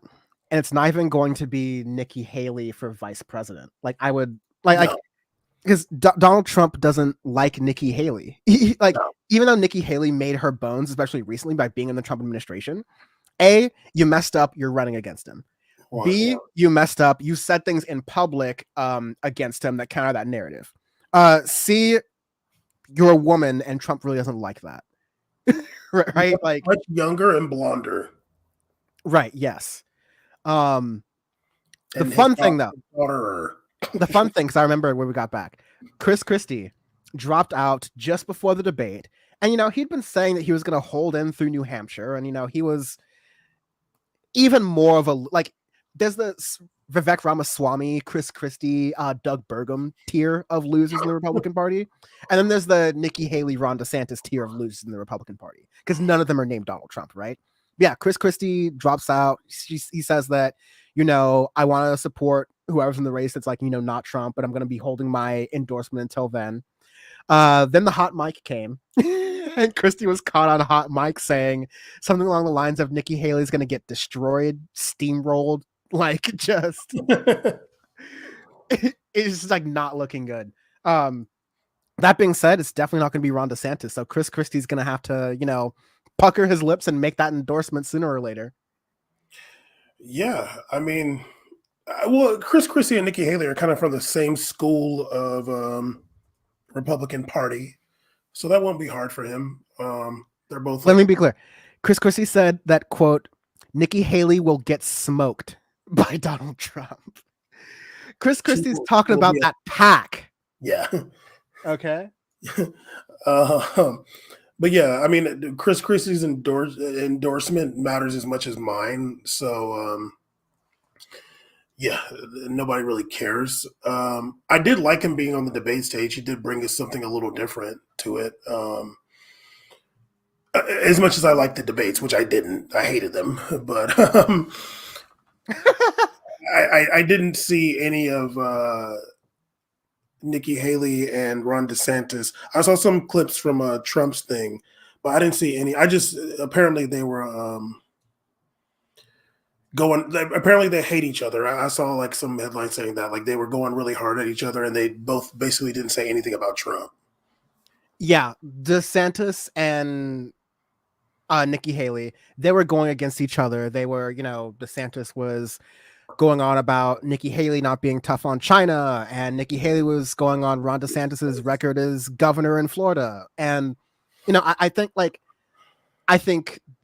DeSantis is just not a good politician for this. Like Nikki Haley, I've said as much in previous debates, is the more presidential capable, on a conventional debate stage, able to hold her own way more than Ron DeSantis can. And yeah, I think she's like got that presidential kind of thing, except for the fact that A, she's a woman in the Republican Party, B, she's a brown woman in the Republican Party, even though she tries to hide that with Nikki Haley, and C, her name is not Donald Trump. So it's I don't think many people know that she's Indian like that, though. I don't think that's like super duper common knowledge. It's not super duper common knowledge, but there's enough people in the Republican Party who know that like, again, if Nikki Haley were like a pure white woman, we can add 5 more percentage points at least to her results right now in the Republican Party. I don't love that you said pure white woman. I don't love that. I don't know what that means. I don't love it. I don't love it. You know what? I think that's open to interpretation. Pure white woman is crazy. Power Report, we adhere by the 1 drop rule. That's been pretty clear the whole time. But her daughter is married to a black dude, so I'll give her that. I don't like the way you just randomly threw her down. Nah, I had to give her something. No, man. But yeah, like Nikki Haley, thanks for playing. Not gonna work out really well. Well, I still don't believe that Trump will be on the ballot. I did hear his lawyer talking about, I don't want to bury the lead or whatever they say, but his lawyer saying some wild shit. I still don't think he's going to be on the ballot. And if he's not on the ballot, I do like, honestly, like in a Republican primary, the polls right now are saying Nikki Haley, but if Trump isn't on the ballot, who are the Republicans going to vote for? I could see Ron DeSantis making some headway at that point. Mm-mm. No, you don't think Absolutely so? You don't think not. Absolutely not. Okay. So then it's Nikki Haley? I think so. It's going to be a really fast moving. Right now, all the polling has just been tea leaves. It's going to be a fast moving roller coaster once the Iowa caucuses kick things off into proper momentum. I don't see DeSantis making it out of Iowa unscathed. I mean, again, that's going to go to Trump. It's really going to be a fight for second place. If DeSantis gets second place in Iowa miraculously somehow, I don't think that's going to hold in New Hampshire. The map, like the primary map, is just looking more favorable for Nikki Haley, having South Carolina, having New Hampshire. I mean, I don't know. With that slavery comment, we'll see what happens. And also, let's go back to that. Donald Trump ripped into Nikki Haley for the slavery comment. I mean, Trump, come on. But he smelled the blood in the water. He went for that quick bait. And there are going to be a bunch of Trump people who are like, oh, no, I'm not a racist. Donald Trump acknowledged slavery. Even Nikki Haley didn't do that because the bar's in hell. And then the best part was when Trump came to Ron DeSantis, he mentioned his fancy shoes. He mentioned his fancy boots. And, he said it without doing the euphemism. He just wanted to say, gay. Like he just wanted to point out, like, oh, there's DeSantis in the high heels. Oh, there's DeSantis who like wanted to have a baby with me and like couldn't do that, so he put his own child in ads talking about how much he supported me. Like Donald Trump is gonna train on Ron DeSantis the same way Gavin Newsom. No, I was going there. I just wonder if some of the MAGA voters, like the Trump supporter voters, if they're gonna vote, if Trump's not there and they gotta vote, I feel like some of them will just go to DeSantis because he has more of those anti-woke brain worms than what's her name? Nikki Haley, Nimrata. But we'll see. Also, are we dead naming her by calling her a Nimrata? Because I kind of want to stop doing that. I'm like, I feel bad. If she don't want to go by that, I'm going to call her Nikki. I don't want to dead name her. I don't believe in the concept of... I don't think you can dead name a cisgendered politician. Okay, you know what I mean? Dan, you know what I I mean? know. I know. I don't care because I don't care about politicians who, especially in the Republican Party, but really anywhere, the ones who use their political, like they use their identity when it's convenient. They use their womanhood, and Bobby Jindal, the same thing here too, right? Like they'll use it when it's convenient. To go to all those Indian Republican Club meetings that you got to get into to get your way into the Republican Party, like sure, all right, like there. But then once you're actually in there, you're like, actually, fuck brown people. Actually, fuck the poor. Actually, I'm not Nimrata. I'm Nikki. I'm making myself more. Nikki looks better on a campaign sign, don't you think? Like, no, fuck that. Fuck all. Okay, well, then why were you getting bothered by my ableist jokes about John Fetterman then? Because he might have been using that. Was that stroke real? I didn't see them papers. He could have been faking that shit. He ended up winning. He might have been getting sympathy votes pretending to have a stroke. Well, once again, there's a lot of love for Bam in the chat, and I don't like it. What was another thing I want to shout out? I'm going to be on John Ross's show on February 10th, the John Ross Show. So check that out on YouTube at John Ross. I think he's on Twitch as well. But that'll be on February 10th, I believe, is a Saturday. And yeah, I'm looking forward to that. Love it. But yeah. Oh, Looney Tunes also saying, "Oh God, Bobby Jindal, that idiot was a crook of a governor in my home state of Louisiana." Yeah, I remember that too. Last thing, Bam, because I know you had to go. I just want to go over the thing that Trump's lawyer said. So, like, this is great work by the judge because the judge was trying to do what you should do. Is like, okay, in these legal cases, I'm sure like Ray's cringing right now in the gym because I'm trying to like stumble my way through talking about the law. But like these are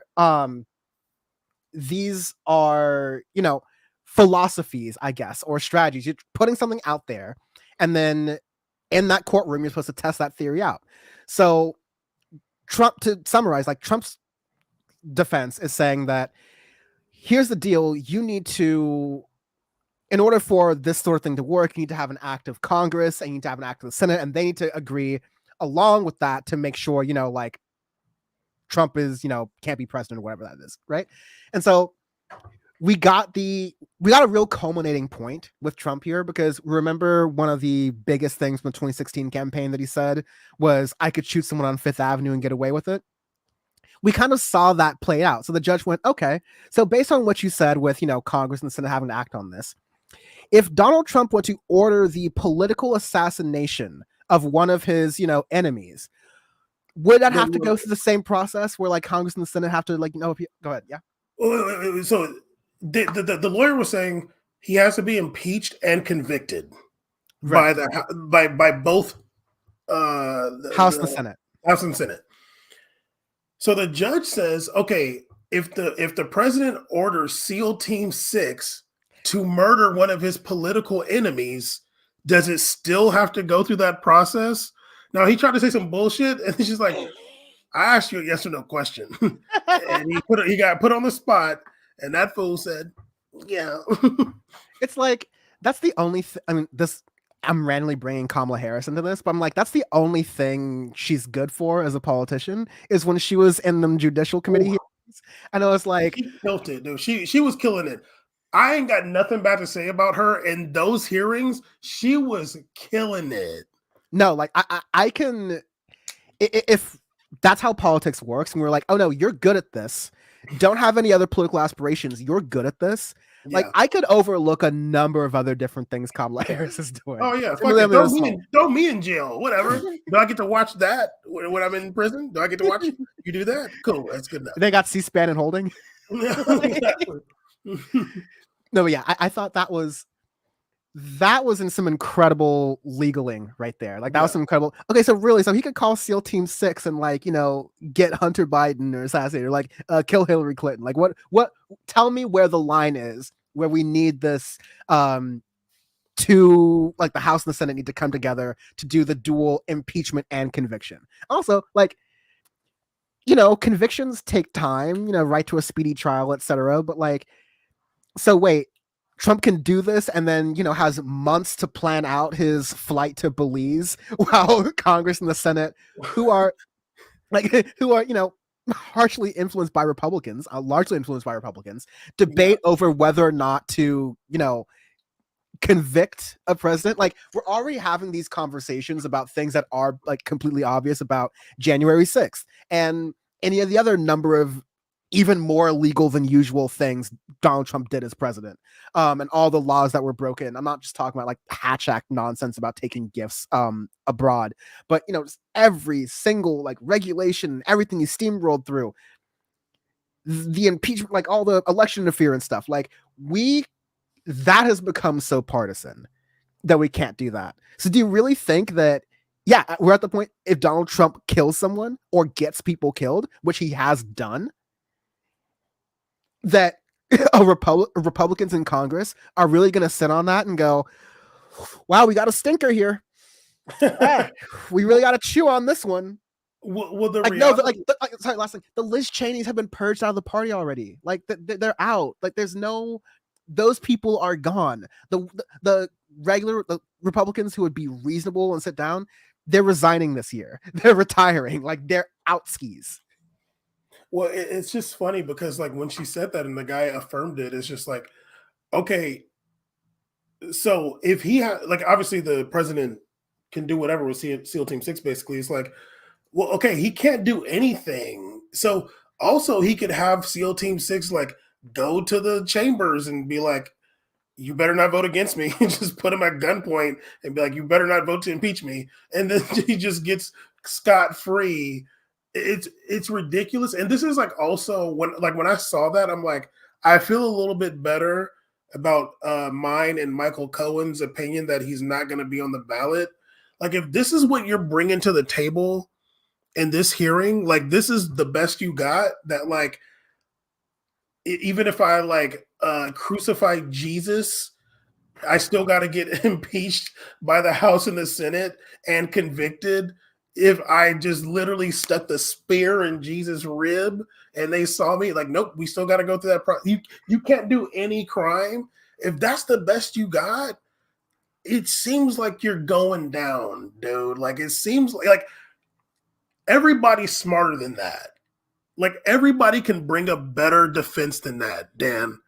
Dan, you can come and look at all the crimes Donald Trump committed and be like, you know what? I got something better than like he can commit murder. I got something better than that. Let me go talk to these judges. I mean, but so presidential immunity, the idea that as president you can't do crime, that was Trump's argument during impeachment, and we see how Trump operates. He's like, I don't know, trial balloon. That one popped. That one's in China. That one actually works. That one's still flying. Okay, let's hone in on that. And so that I'm president, I'm above the law thing has been something Donald Trump's been operating on, ever since he got in trouble before 2016. Yeah, and in private meetings, we've kind of seen that he's running in 2024, partially as an ego trip thing, partially because he wants the power, but also because that is his clearest bet to criminal immunity. Because if he's the president, like, that is a harder thing to do. You're even getting the thing right now where, because this is out in the court of public opinion, we're talking about crimes that Donald Trump is being accused of committing. And the main argument you get in discourse from political people and non-political people is, well, yeah, but I just don't think that a sitting president, I just don't think that someone running for president should be facing like criminal penalties or be fined. So it's like, okay, so you can commit a crime, but if you announce a presidency, like you announce a campaign, you announce a book tour, then you're immune from those crimes. Like, that is what the Trump team has been arguing, is arguing, and will continue to argue up to and until the courts decide otherwise in one of these like 90 plus indictments, or he becomes president. Yeah, it's literally ridiculous. I think it's it's like shambolic. I feel like everybody I know is smarter than that lawyer. Like, It's unbelievable to me. I really truly think that if I was there and I saw what he's being accused of, I could come up with a better defense than that. Because it's just silly. Like, Dan, you can go do the things that you allegedly did 2 years ago. No, I'm joking. The things that you did at Berkeley. No, I'm joking. Oh my God. Like, and then just like, well, I'm running for president. And I will agree to some extent. It does look bad. I don't say it looks bad. It's not the best looking thing for a country to arrest a prominent politician while they're running for president. It doesn't look good, like optically. Right. But you did the crimes, and it wasn't like you did, like you said, it's not the Hatch Act, dude. You did the real shit. You tried to overthrow the government. Like homie. the peaceful transfer of powers. Yes, you tried to subvert that. I mean, we all saw it. You cannot get out of it, dude. And then your best defense for that is, well, if I did it, I wasn't impeached and convicted for it, so it didn't happen. Like, no, dude, it's ridiculous. I don't think he's going to be on the ballot. Me and Michael Cohen are riding this out. Don't be anti-Semitic. I wasn't even going to, but it's like you're trying to stop me there. Would you vote for Bad Lefty for president? Bad Lefty is Irish. That's the homie. That is the homie of homies. If Bad Lefty was running and I could vote, I'm going to be honest. Bad Lefty is a little too clever. I feel like maybe I want my politicians a little dumb like they usually are. I want Bad Lefty in my cabinet. Yeah, like I don't know if I want you president. You might be too clever and you might get ahead of yourself a little bit and end up being a dictator. Yeah, I want you cabinet. Like, let's make you transportation secretary. You could do a better job than Buttigieg. Yeah, because like president is like you got to do some bullshit. Like Dan, you can be around, but if Dan gets that gavel, it's bad for all of us. No, I think we made it clear. There's a number of reasons I'm not running for office, not for political reason. But I would absolutely be a dictator. Yeah, we know. Like I'm not joking. I'm not joking either. And let me and listen, I think America would like a leftist dictator. I mean, y'all wouldn't have a choice. But like, yeah, I think it would happen. It might be fun for me. Like, hopefully I've done enough to like make you feel like you don't have to come for me. But I feel like you might remember sometimes, be like, you know what? He did piss me off that one time. Where's that fool at? No, dude, you're my press secretary. You're if you can scrub WhatsApp, we're good to go. I mean, when I'm the dictator, well, what are we gonna do with WhatsApp? Like, I'm gonna be Teflon Dan if I'm the dictator. I don't care what comes out. Like, there's nothing terrible to come out except like things I may have typed in that group chat. But that comes out, like I'm gonna wear that like a badge.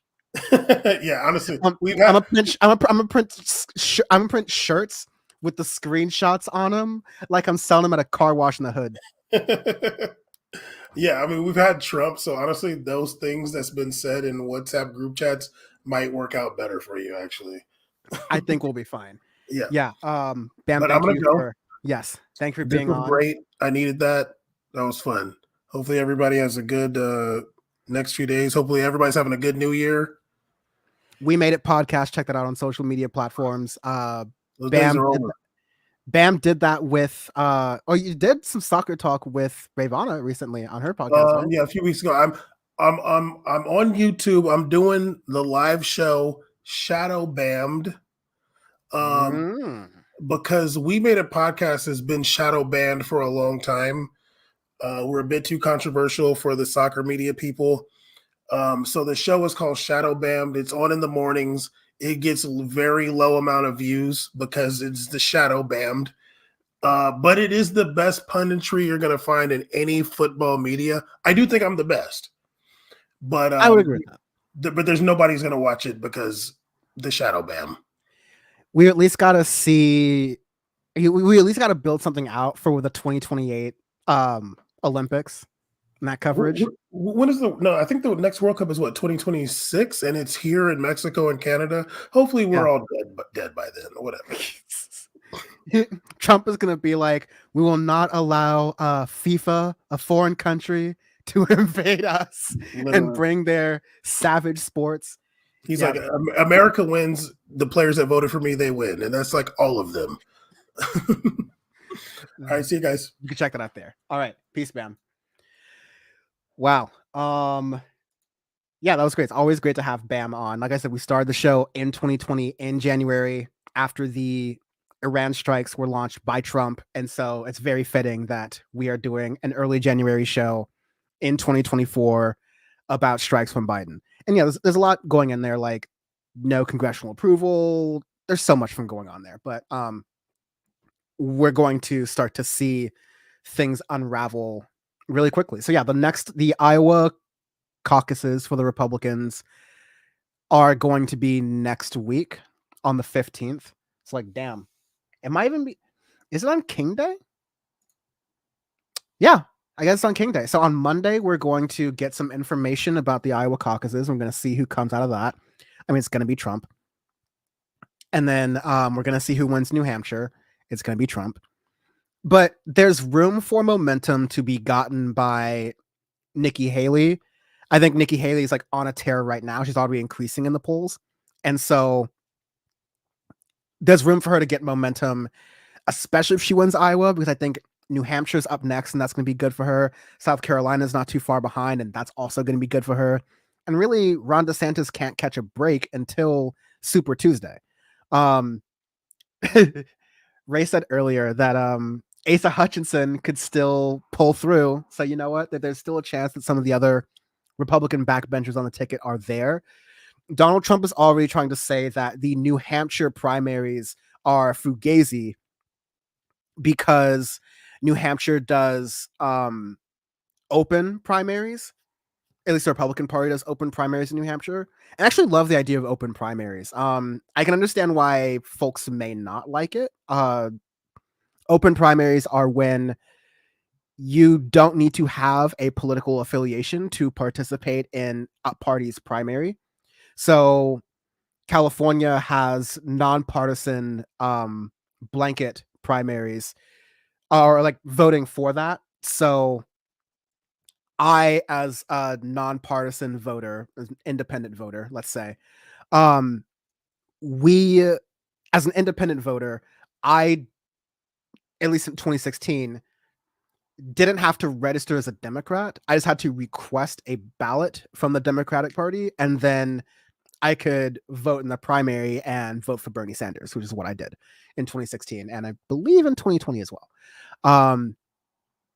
So yeah, in New Hampshire, you can do that on the Republican side, it's looking like.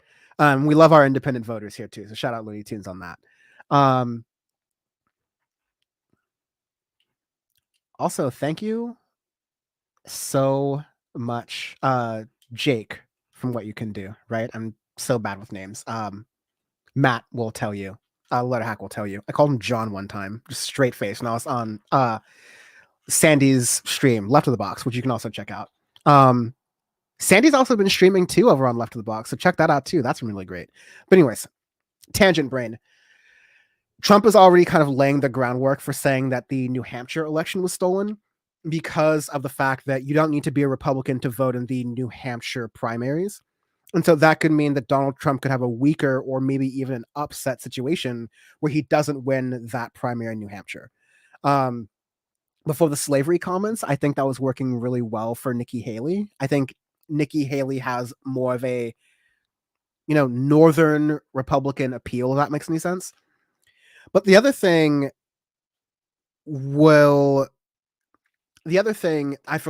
I didn't get to mention to Bam of why I don't think it's going to be Ron DeSantis. Not just like the smell test of like, this is not a solid politician, but just the fact that Ron DeSantis doesn't really poll well outside of Florida. And even within Florida, like, yeah, of course, Donald Trump's like creaming him, right? So he's not even winning in his own home state where you have home court advantage. Florida, I don't think, has a primary until like at least Super Tuesday, if not after that. And so by then, any momentum that Ron DeSantis could be trying to claw back from Nikki Haley will probably be lost and gone from there. So I can't count on that. And yeah, I just don't think Ron DeSantis has. If Ron DeSantis had run in 2028, this would be a different conversation, and that would have been much smarter for him. But he announced too early in this cycle, so we've all gotten a lot of attention. And like DeSantis has gotten a lot of attention, rather. And through that attention, we've been able to see, okay, we don't like him. He's very awkward. What's he doing with his boots? Oh, it's kind of like weird and interesting right there. I don't think people like him, and he has an appeal, even within the Republican Party, and especially with the Republican primary voters. He just isn't doing the retail politics thing that well. So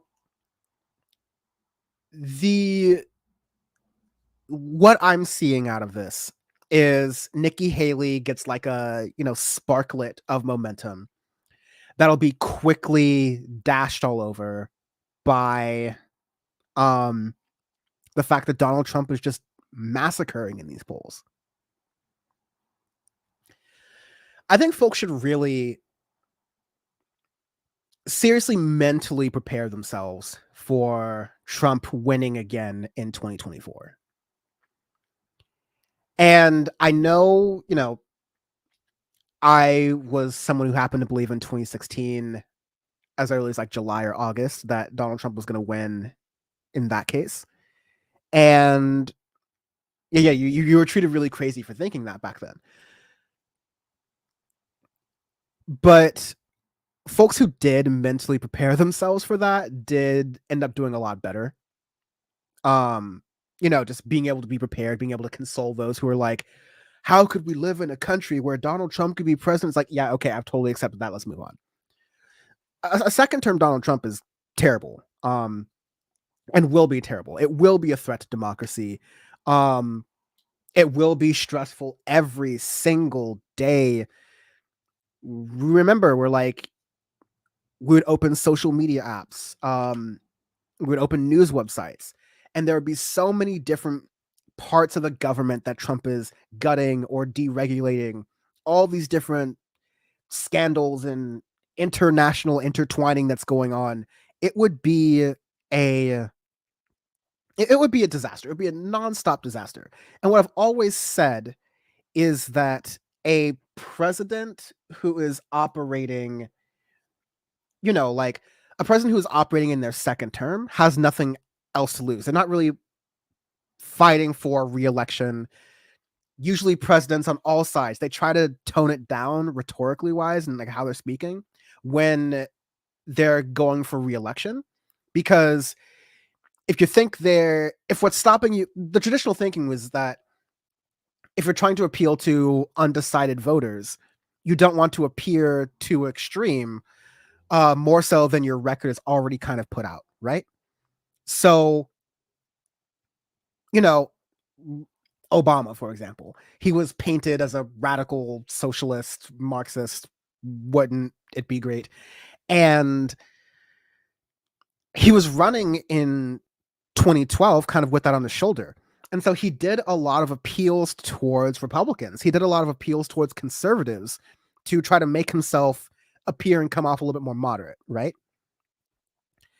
Donald Trump's really not that kind of pare himself back to seem more moderate kind of person. He'll do it from time to time, like with the Nikki Haley slavery bit. I mean, again, this is the stand back and stand by guy from, of course, the Trump administration. All the other times when he had condoned violence, when the looting starts, the shooting starts. We know who Donald Trump is. We know his opinions towards Black people and immigrants more broadly. We remember the Muslim ban. All this is going on. So, yeah, we're going through that and we're seeing through all of that. And thankfully, that's like we can kind of see that, and that's really clear. But unfortunately, rather, with Donald Trump, he has been telegraphing how extreme he wants to go, how he wants to cut different parts of the bureaucracy and from the government immediately and getting in. That's the whole Project 2025 thing. He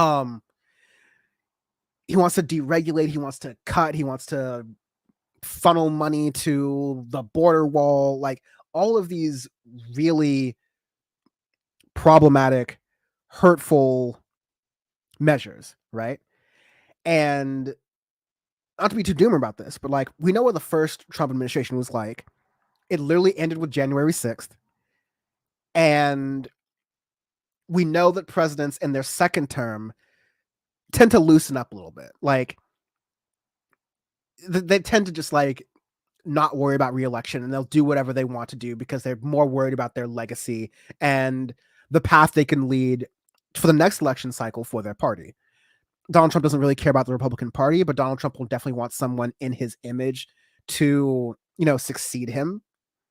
And like he'll get that or not because the Republican Party is modeling itself very informed from Donald Trump. And so that is the danger here. Donald Trump, someone we already know to be unhinged, someone that we already know to want to do these crazy things and to have started many of these crazy things during his past term, is going to do it again without the fear of having to tone it down for another reelection. He doesn't have to worry about that, especially if he's reelected again. And yeah, that'll be dangerous because does he leave after that? I'm seeing Donald James saying Hassan has 4 monitors when he streams plus his phone. No, yeah, I mean, you don't see it here, but I usually have so this is my desktop computer. I have one monitor, another monitor. I usually have another laptop to control StreamYard easier, but I can do that with my desktop computer now. And I'm usually monitoring the stream. Again, like I can monitor the stream on my own computer, but I also look at it on like one of my phones here. So there's certainly that neuroticism going on. FG saying is someone was like, oh, you're saying this is where all the cool kids are hanging out after leftist mafia. Yes, this is where we be.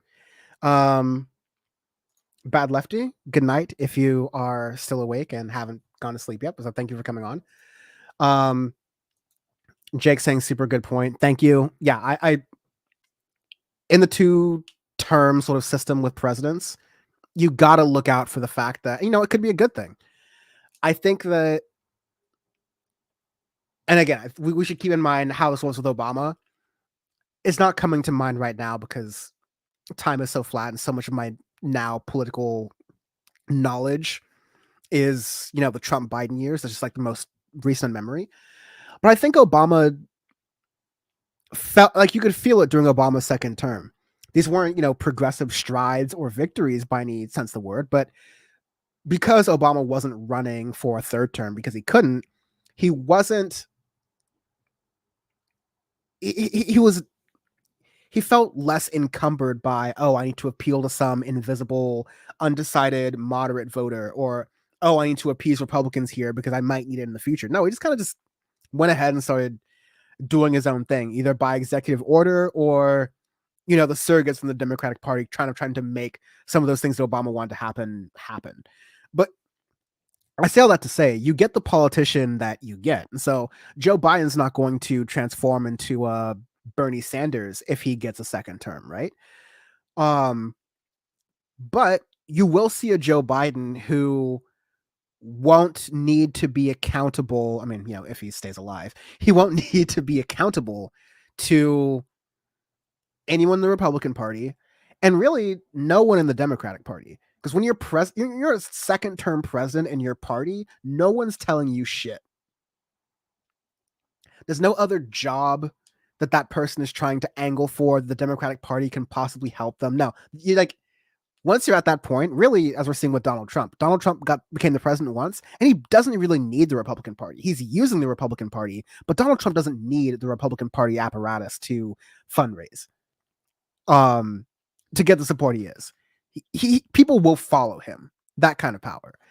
And like Obama, like even in celebrity after being in office, it's not the Democratic Party who's getting him podcast deals with Spotify and broadcasting deals with Netflix, right? Like that is Barack Obama moving on his cachet as a 2-term president, or even as a president, regardless, right?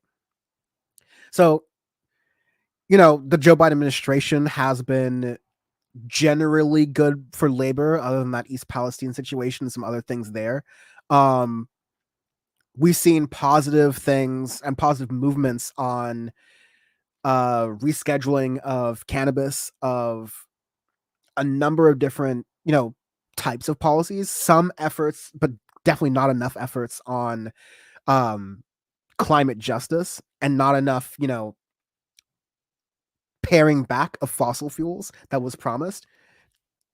I'm not saying all those things would certainly reverse or change course, but I'm saying the things that you're seeing that are good from the Biden administration would be unfettered with a second term. And the bar's in hell. It's damning with faint praise, because a lot of people are saying, and justifiably so, I don't want to vote for someone who is giving this much carte blanche to Israel in their assault right now. You got to really, if you're using that argument, which I understand, you also got to really sit with yourself and think, would Donald Trump have called for a ceasefire? Would Donald Trump be actively working for a ceasefire? Would Donald Trump be pressuring Netanyahu to not kill civilians in Palestine? Absolutely not. Absolutely not. Donald Trump would possibly be even more bloodthirsty than Biden is in this case. And that's fairly probable. You saw with the Golan Heights situation, you've seen with, Trump's overall political posturing towards Israel and Netanyahu, again, purely for votes, because Donald Trump is a deeply anti-Semitic person. I think he tried to appeal to Jewish voters in 2016. Yeah, like a room of like Jewish voters and folks who would potentially be fundraisers.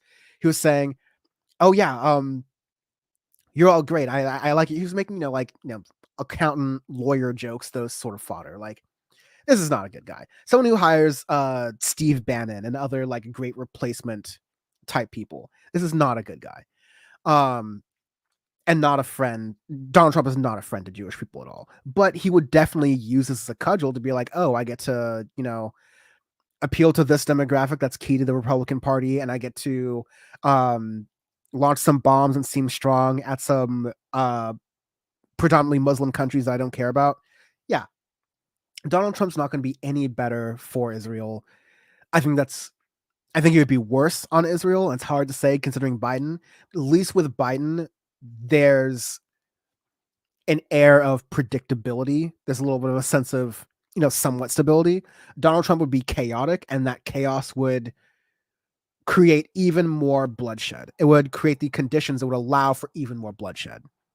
You can't be serious in thinking Donald Trump's going to cut funding to Israel. Like, I know most people watching this are not seriously entertaining that kind of thing, but there's some folks who think that. And again, I'll point people to Olai's video. Voting is a strategic effort, and it's not the end of your political action. It should not be the end of your political action. I think if you're voting for president is important in the sense that that's the most powerful position, and you want a chance at more of your policies to be considered or passed or addressed even. And you got to be thinking from that perspective, because people who haven't given up on the political process are thinking about, okay, what do I get in this? What is in my best interest? Those folks are paying attention. So you got to be incredibly careful about that. And make sure you're voting in your own interest too, but make sure that, if you are choosing to vote for Biden, after you choose to vote for Biden, you look at the rest of your ballot and focus on your local elections and focus on making sure you're voting for the furthest left, the most responsible person you can find in your local area and your locality, and make sure that gets on there. If you find out there are some problematic judges who are trying to run, vote against them, because no one knows anything about the judges whenever those are up for election, right? Voting is not the end of political activity and action. There's activism, there's being in the streets, there's phone calling, there's, content creation to spread these messages like this. There's a whole lot of parts of political action that can be better expressions of how you feel politically, personally, as a human, etc. Those are all totally fine. The presidency is the way it's set up in the rigid two-party system. That's essentially as Cornel West puts it, a single party. It's not really going to be that probable that you're going to get any truly great option. It's going to be bad option one or worse option two. And people are going to have to really sit with that and go like, okay, which one can I live with? Which one can I live under? Which hell is something that I can work to bring a better future under? Because the idea of, and this was passed around a lot, I remember, folks would say a Donald Trump election and 4 years of Donald Trump would ignite a fire under the left such that they would organize and come back stronger in 2020. I don't even need to tell you how badly that failed, right? It is harder to build movements, not easier. It is harder to build movements when you are fighting against headwinds, when the time you would be spending building coalition has to instead be spending in a reactive way, responding to this Muslim ban or this abortion ban or any of these other different things that's constantly going on in a chaotic administration like that. The relative stability you're getting with someone like a Joe Biden at this point, and listen, I'm not trying to make a case for Joe Biden here. I want Cornel West to win. Cornel West is not going to win. So I'm trying to be pragmatic here. You can build, you'll have a great time building a political movement under President Cornel West, because you would at least get verbal support from the highest office in the land. I'm not sure if Cornel West would create some type of federal office that helps protesters get their resources and the funding and the connections to do their protests. Right? I'm not sure if Cornel West would be able to get that done. But that's the spirit of the kind of politics that Cornel West is doing and has always been about. And doing activism under those kinds of environments, that's the best case scenario. Doing activism under a Bernie Sanders presidency is the best case scenario, because you have a president that is not wholly hostile to your efforts. In Joe Biden, you get a president that's pretty wholly hostile to your efforts. But even we've seen how he's handled getting booed as president, or being shouted over, even recently with the Israel-Palestine stuff. And oftentimes he kind of just lets it slide and lets it pass and just keeps it pushing and keeps doing his speech. Donald Trump, who has already called for, the media to be attacked, promising to cover the legal fees for anyone who would take a swipe at someone who doesn't support Donald Trump. You see all these other different things out there. It's a purely authoritarian move that you'd be seeing from someone like Donald Trump. And let me tell you, it is not fun and not easy to do activism outside of voting that one Tuesday in November every 2 to 4 years. It's much harder to do that activism when you're constantly reacting to someone like Donald Trump. So if you want to stand on your politics, you want to live on your politics, I get that and I see that and I agree with that. To do that in any kind of way with Donald Trump in office is going to be a disaster. And yeah, with a second term of Trump, I'm not sure. We're talking about the very, parts of democracy here. And if you want to disagree with something Donald Trump is doing, which a lot of people in America do, Donald Trump's almost certainly going to make that harder. In a First Amendment clampdown that, quite frankly, Americans this day and age are just unfamiliar with. We see it a lot in other countries all the time, frankly, in other outward dictatorships. But I don't know. Maybe if we have a President Donald Trump and he's doing his dictatory things and he's firing tens of thousands of federal employees and getting up to all this other stuff, maybe other countries, like let's say China, India, Russia, Brazil, anyone, like any of the BRICS countries, any other type of country. I'm not saying like, good or bad in the eyes of the US or whatever. I'm saying any country, much like America does, can go, oh no, that's just a democracy. Oh no, their system of government is democracy, and what you're seeing right there that Donald Trump is doing is actually democracy. Because in America, we look at, the CCP, the Chinese Communist Party, and never mind the fact that like we're all using technology that like we bought from China and Chinese companies, which undermines the whole communist rule and there is no money and it's stateless, and it's all like China practices capitalism. China has brought more people out of poverty than any state in the world, in world history, in large part through globalization and capitalism. Yet Americans will still call them communists and say it's like a communist system. And it's like, no, maybe has some of those vestiges and maybe has some of those names, but it's a very capitalist system in practice. And above all, it's an authoritarian dictatorship where one person has claimed all the rule. And, there are elections and there are party elections, and there used to be rules about term limits, but all of a sudden Xi Jinping got in there and those just kind of just eroded away and have gone away. That's what you're looking at with Trump. And it's going to be very dictatorial, but we're still going to be living in a, on paper, republic, a democracy, but we won't be actually experiencing it. And I'll reiterate it again. It is much easier to do activism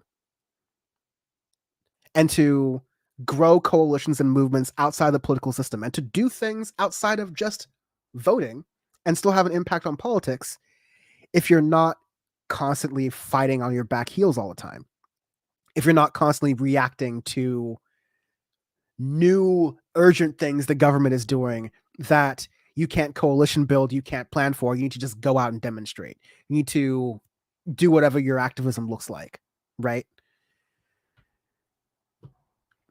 I don't know what to say, man. Like I am mentally preparing myself, and that's what I'll be doing. That's what you'll be watching me doing over the next couple months for what a Trump administration might look like. But there's going to be some curveballs in between now and then. Especially like Bam says, maybe Donald Trump doesn't make it to the ballot. Maybe Joe Biden doesn't make it to the ballot. I think it's going to be wild. I think it's going to be interesting. Please keep it locked and stay tuned for all of that stuff. We'll be covering it on Power Report. Our friends of Power Report, definitely check out all the folks in the network. Ravana, Cosmopolitics, Christina, of course, all the contributors that we have, Jessica Burbank. Check them all out. See what they're all doing. Say hi. Keep it locked to us because it's going to be a wild time. I'm going to be going through that. Kind of winding down a little bit. I have a couple more stories. Shout out to Sachi, who produced the show. Got these stories together. Really great producer behind the scenes. I'm also about to flip on channel memberships for YouTube, which I should have had done a long time ago. That's true. So you can become a member through that, and that way you'll be able to help it so I can get more videos on the channel, more stuff in replay. A lot of my stuff is lives, and so a lot of people are missing out on the great conversations that we're having, and I have to edit through all of them, and that takes a long time. Basically, there's a lot of people working on the Power Report team under the hood, and we're all doing it out of free time, and our day jobs give us some leeway Again, not an insane amount of flexibility, not an insane amount of runway. Otherwise, I would just be funding this myself. But we have people who are working and have been working for years now, essentially for free on the Power Report team, on the Audio Face team, on the Sing It 23 team. And we have all the people in place. I'm really excited. We can definitely grow, and we can do it sustainably into something that I would love to see grow as sustainable as a Democracy Now! Or a TYT. Again, say whatever you want to about the institution. And I think, we've hashed that all out. We've had Sandy Lovas and Benny on the show to talk about a lot of their recent issues. But as far as institutions on the left that exist for longer than 5 years, yeah, there aren't a ton. There aren't a ton like really big institutions. It's really just like individuals. But by having this infrastructure with your support, whether it's Twitch subscriptions or the Syndicate 23 website itself, which is like our Patreon, or YouTube, that allows us to grow and do all these things and build this rock, like help build this rock. Some of the Majority Report. Let's help build this rock for independent media. So yeah, I'll leave the banner up I'll leave the ticker up so you can find out all the stuff to do to support the show. I'll read through a couple more comments, and then I do have a couple more stories here, just from some stuff that has happened throughout the week. I'm also catching up to comments. Left of the Box says, I'm super curious about your arm tattoos. Yeah, I can go through them super quickly. Impossible triangle right here. It's kind of like the infinity symbol and a similar meaning, but it's a triangle and I like the shape. This is just the solar system and like a schematic kind of thing, astronomy, space type deal. Honestly, just thought it was nice. I had a friend who had a similar one, and so I like this design. Not the most religious person, but I guess the closest thing I do have to a faith is like the awe and the vastness of the universe and what is out there and the possibility that possibly creates. So I like that. And then my other arm tattoo, it's kind of hard to do and show in this frame I have on screen. And if I do this, it'll be upside down. But it's a rose with a little like parallax effect background on it. I had really great tattoo artists, and I've one more, like another like body one. But yeah, had really great tattoo artists, lovely, kind folks who are really good at their work. So I can't recommend them enough. Jake's saying, what motivates a second term Biden is a super interesting wild card. One hopes he'll care about legacy. I mean, that's the main motivating factor for Biden is legacy. And it's the motivating factor for a lot of politicians, truly. I think for Joe Biden, especially, it's legacy. For Barack Obama, this was very much his motivating factor. And so that was when I was analyzing Barack Obama, as I was kind of like, getting used to that role, as I was just a baby political journalist and on-camera personality.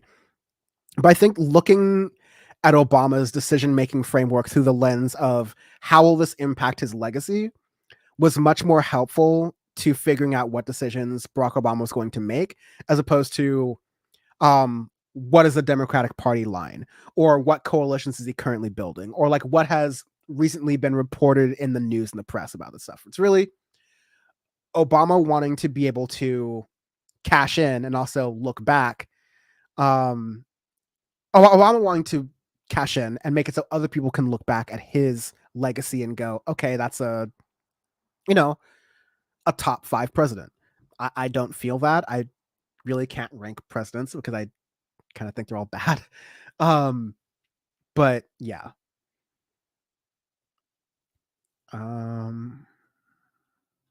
Let's see. Yeah, I think people were talking about like what would happen if Trump were in office, like, drunk Rudy Giuliani. Love that.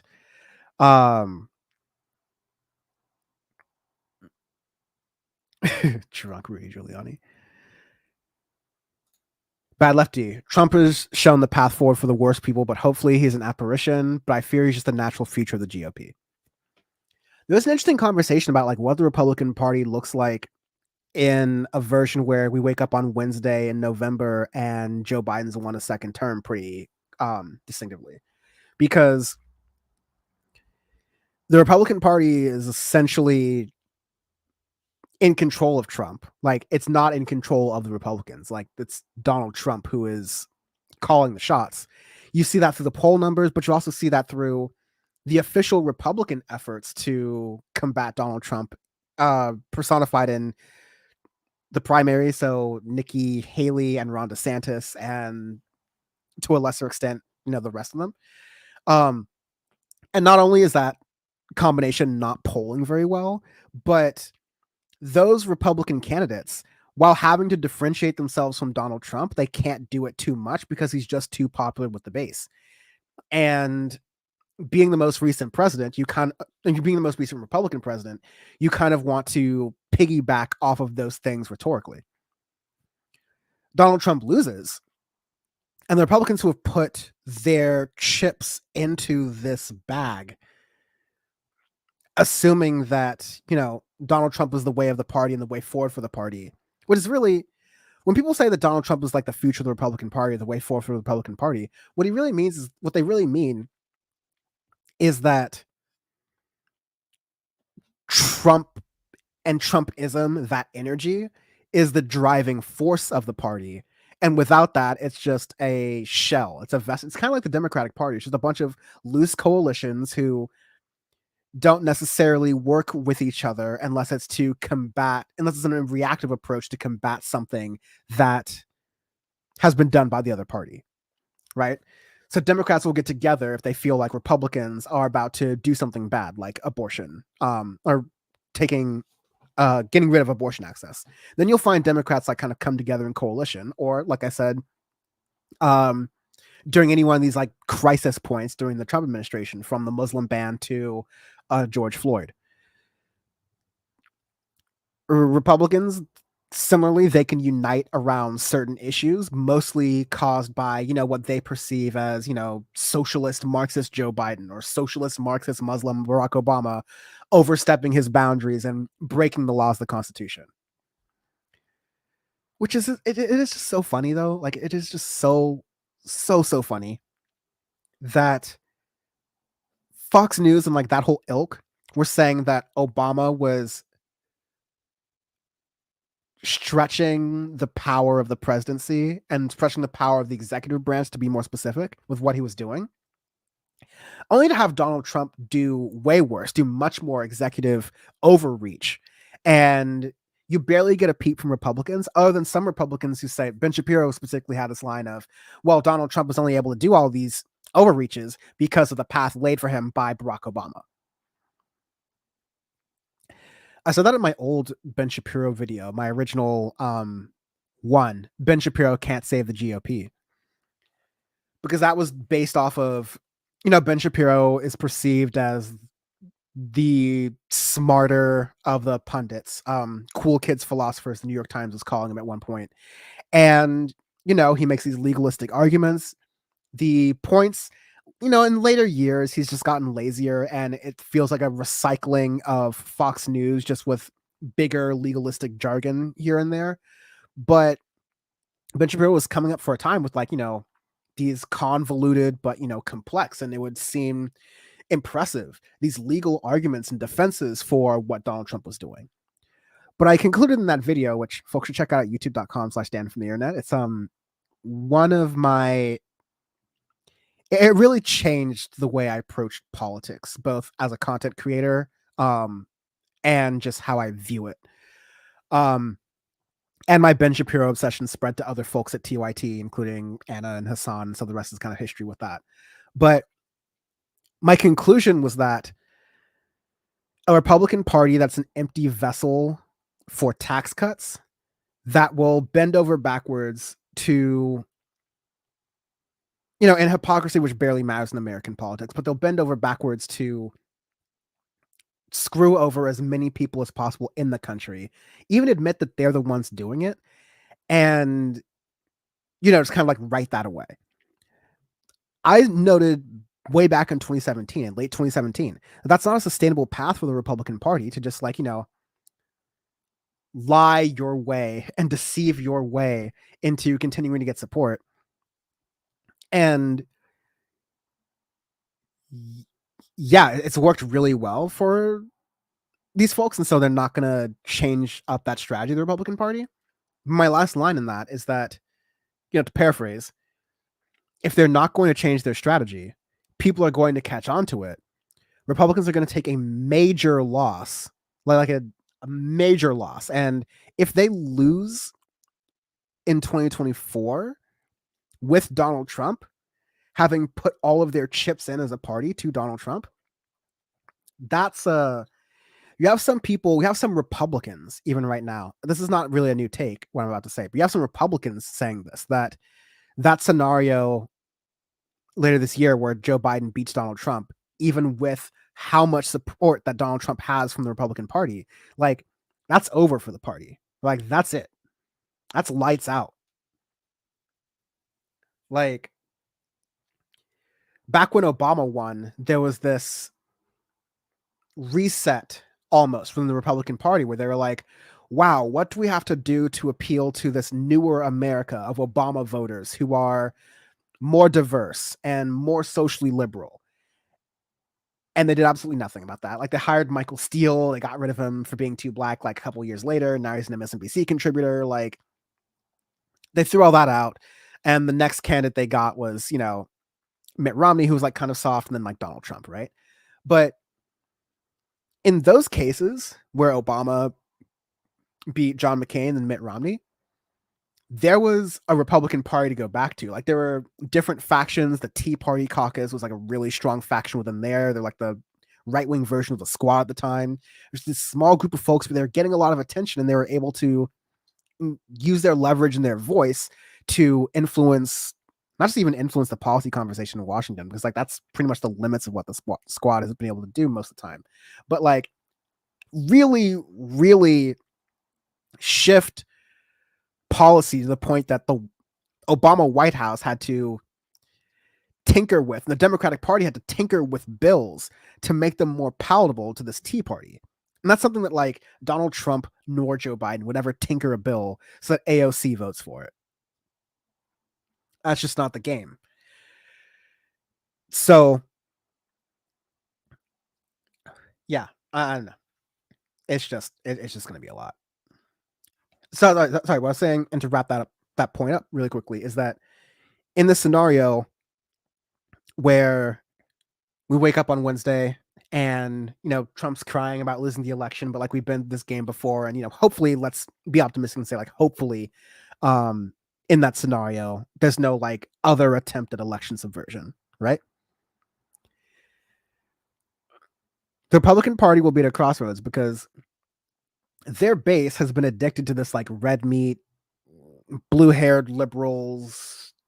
My pronouns are bald eagle and football and patriotism, and like, you fed your base on all of this stuff. Even when your base is hyped up and charged on all of that stuff, they don't like it. They reject it, or like, it's not enough for the rejection that you're getting from other parts of America. And so the Republican Party can't go back to that. But also, the Republican Party can't go back to everything Donald Trump was railing about the Republican Party against, and everything that now Ron DeSantis and Nikki Haley and Vivek Ramaswamy have now been doing, and have now been talking about Republicans. The Mitt Romney, McCain style of Republican. So when you're getting rid of the old concept of what a Republican is, and the new concept of Republican, Donald Trump, that power is deflated and it's gone,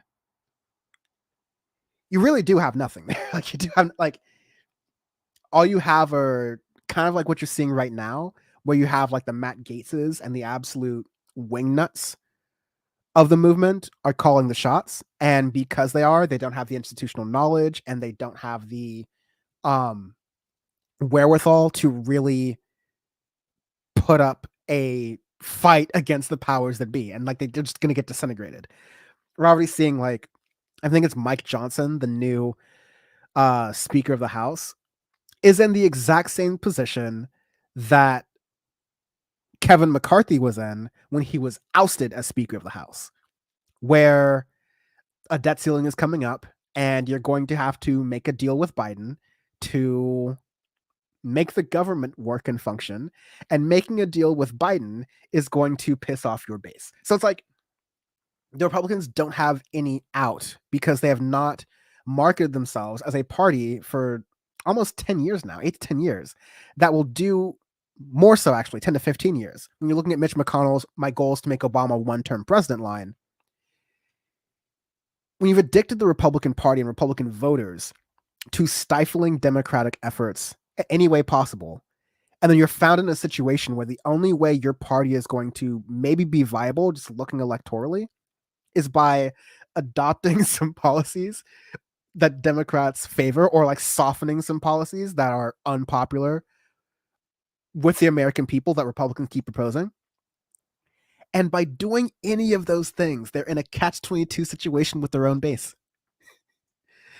So yeah, man, I don't know. There's a really funny, bright scenario out of this where my final killer line from that Ben Shapiro video, if Ben Shapiro's the best we've got, if Donald Trump's the best we've got, the GOP is fucked.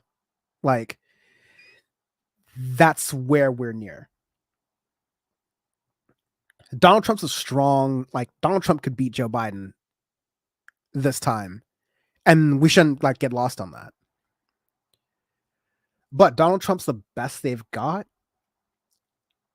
and if he loses,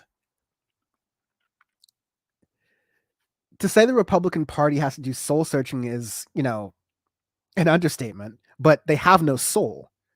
I don't just mean that to be funny, and I don't just mean that to be like accurate. Like, these are just like just not great people who are in the powerful parts of the Republican Party. When I'm making judgments about character, always know I'm making judgments about the politicians and less so about the voters, unless I'm specifically saying it, right? These Republican politicians are not good people.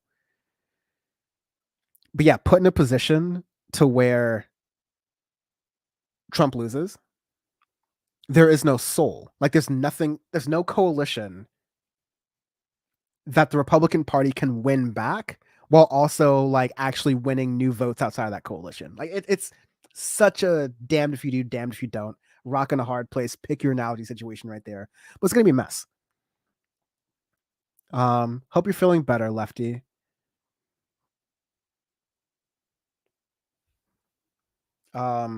Jake again, also saying that I'm right, but we love it. It's true regarding the options. The presidency is basically a placeholder while the American public battles for Congress. Yeah, and it's more than a placeholder. Executive power, there's a lot to executive power, rather, is what I'm trying to say. But it's not the end all be all of, even the power that you can have with a vote. And it's not the end all be all of the power you can have within politics. The show's called Power Report. I end the show usually with some soliloquy about the power always being within you. And I mean that. Because your political power only ends at the voting booth if you decide that. It only ends with a vote for president if you decide that. But you have more power, especially if you exercise it, especially if you get in coalition with other folks and figure out how to game systems of power.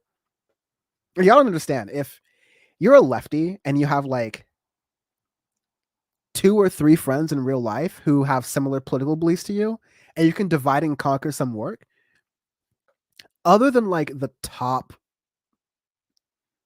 maybe 25 or 30 cities in the United States where it's just like very large and it's like you need a lot more people than that. But like 4 dedicated people in most parts of this country will get any local job done, for good and for worse. You see it on city councils where, one guy will have a relationship with real estate developers, and all of a sudden these city councils are approving these new luxury apartments and hotels and commercial opportunities, but they're not approving affordable housing or anything like that, or doing anything to lower the rent, because all you need to do is get that one person in city council or to get that one person in power and turn them. And there's so many people and so many different levers of power all across politics that there are a bunch of these choke points, if you will, all over our political system, especially on the local level, because there's usually not a lot of people paying attention on the local level. So you don't need as big of a coalition to make a push. If no one's calling, maybe a lot of people are calling their senators, their congresspeople right now, especially around the Israel-Palestine situation. But I guarantee you, your city council person is getting way fewer calls than that. And that's why even one call or two calls or multiple calls about the same thing holds more weight in those, smaller positions. And that could be all you need. If you get one person, then you're able to leverage their relationships in politics and you get closer to what you want. That's just through, having the imagination that your vote doesn't just end with choosing a D or R for the big job. There's a lot more you can do. And it doesn't either start or end at the ballot box. That's just like one step. That's just one very obvious step. But while we have it, we have other ways of fighting against our government and showing them we disagree and proposing for other policies. I think it's going to be a little bit harder with Trump. Tavon Brown, in my opinion, there's no difference between Biden and Trump. Trump was just more explicit and Biden was running on fumes of, at least I'm not him.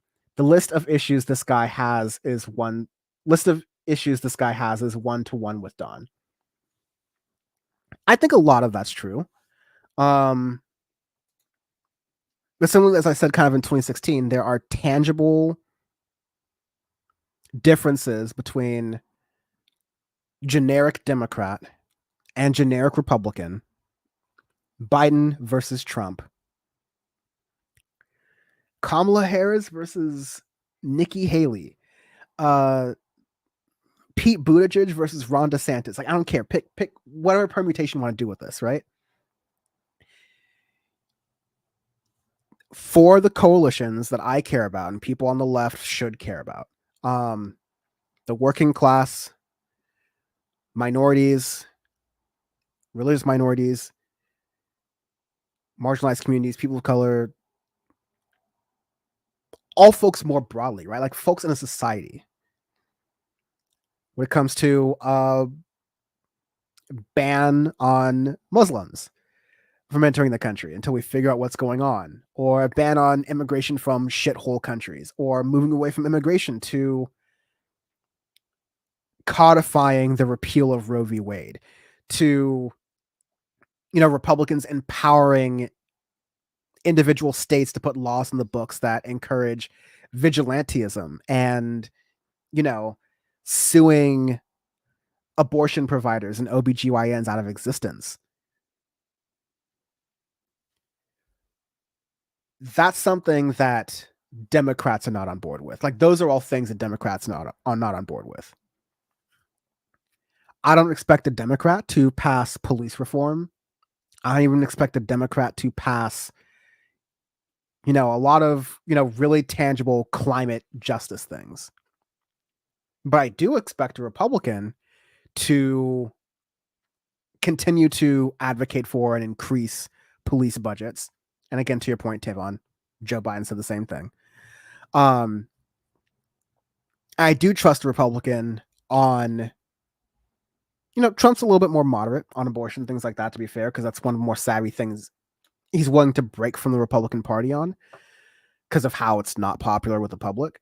And so that could be a scary thing. But Trump's Republican Party is on that side of criminalizing abortion access. So again, like in a lot of states, the margin is so skewed for red or for blue that it might not matter. I'm in California. I'm a very blue district in California. That's one of those cases. That's why I'll be voting for Cornel West. Because that's how I'm strategically using my vote. If my vote's not going to change the outcome in a state like California, then showing that there is enough turnout, hopefully, for candidates like Cornel West or even other options, that's a data point too. In the primary and in the general, that there are a bunch of people that would have been winnable, very easily winnable for someone like a Joe Biden, but instead they went to a different candidate. For voters in closer states, again, I don't like the framing of, oh, well, you're in a blue state or in a red state, or so you have the privilege to vote your conscience. I don't like the vote your conscience framing. Again, I see voting as a tool, and a complex tool, and not even like the only tool you have in your political tool belt, your arsenal, right? So it's not about that for me at all. It is more along the lines of what, given everything I've said about what the threats are, what the stakes are, what members of our coalition as leftists could face threat based on the results of this election versus the status quo as it is right now, and the conditions of changing the status quo to be something that is truly better for what we want as leftists. And you're in a state where like your vote could actually really sway the outcome of that election, then I'm not going to tell you how to vote, but that's something you've got to really weigh as a leftist of like, okay, in this crucial state where my vote really counts and it could go the other way, what is better for my politics and the people I'm in coalition with, not what is perfect or like even what is like immediately helpful, because you're just not going to get that on the presidential level. You might get that on the lower level. You might even get that in Congress and Senate, but other than that, no. So yeah, that's kind of my take. I wish I could just record that and play it on a loop a bunch of times between now and election day, because that's gonna get that question a lot, but that's fine. Donald James, why doesn't Rest just run on the Democratic ticket? I mean, I don't think Cornel West's presidential campaign or ambitions are, really like the most well thought out. I'll just be like flat out honest. I don't think they were well thought out at all.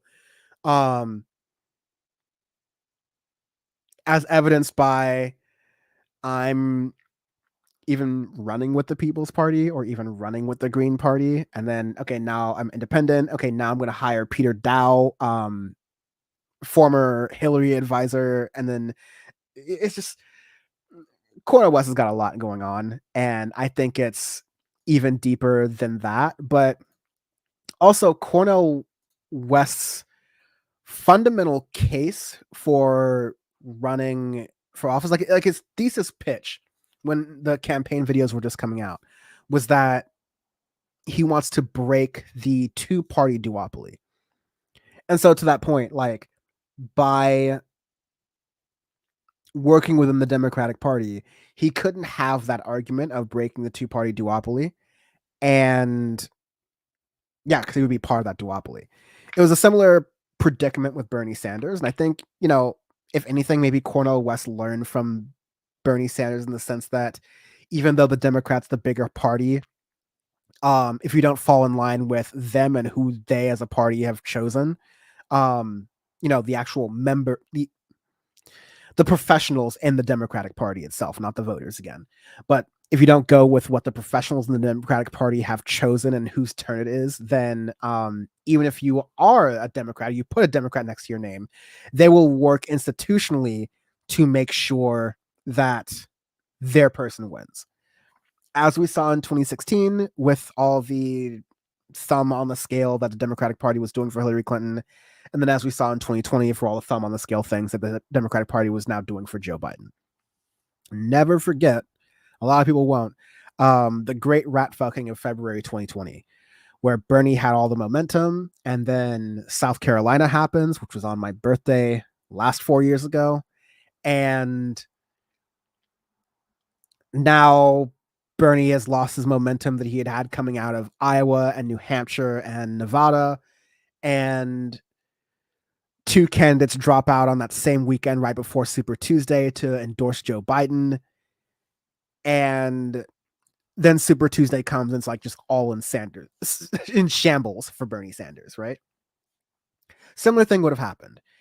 I think Cornel West could have gotten more attention and would have, like, actually held a candle closer to Joe Biden if he was running in the Democratic Party in that primary. But, and I've heard other folks talk about this too, there's a proximity to, Cornel West being an activist on the outside. Yes, he went to Harvard and all those other things, but he's not really on the inside of the political system. And as a,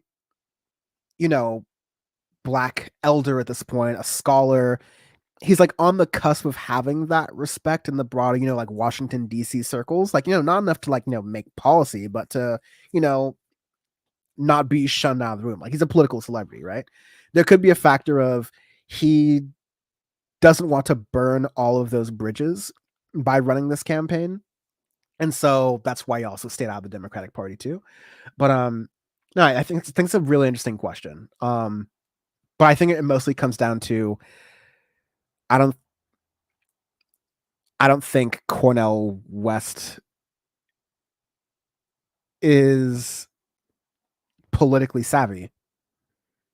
This is like, I don't think he like really wanted to make a good college try at the presidential nomination, because the People's Party and the Green Party and all these other different like independent things and all the other different choices he made in his campaign and even who he's talking to, it's just like doesn't seem like a campaign that's run to win. But rhetorically speaking, and just down to the core of who he is as a person, I think Cornel West is the best option for president. It's just too bad that third party runs are just DOA in our two-party system.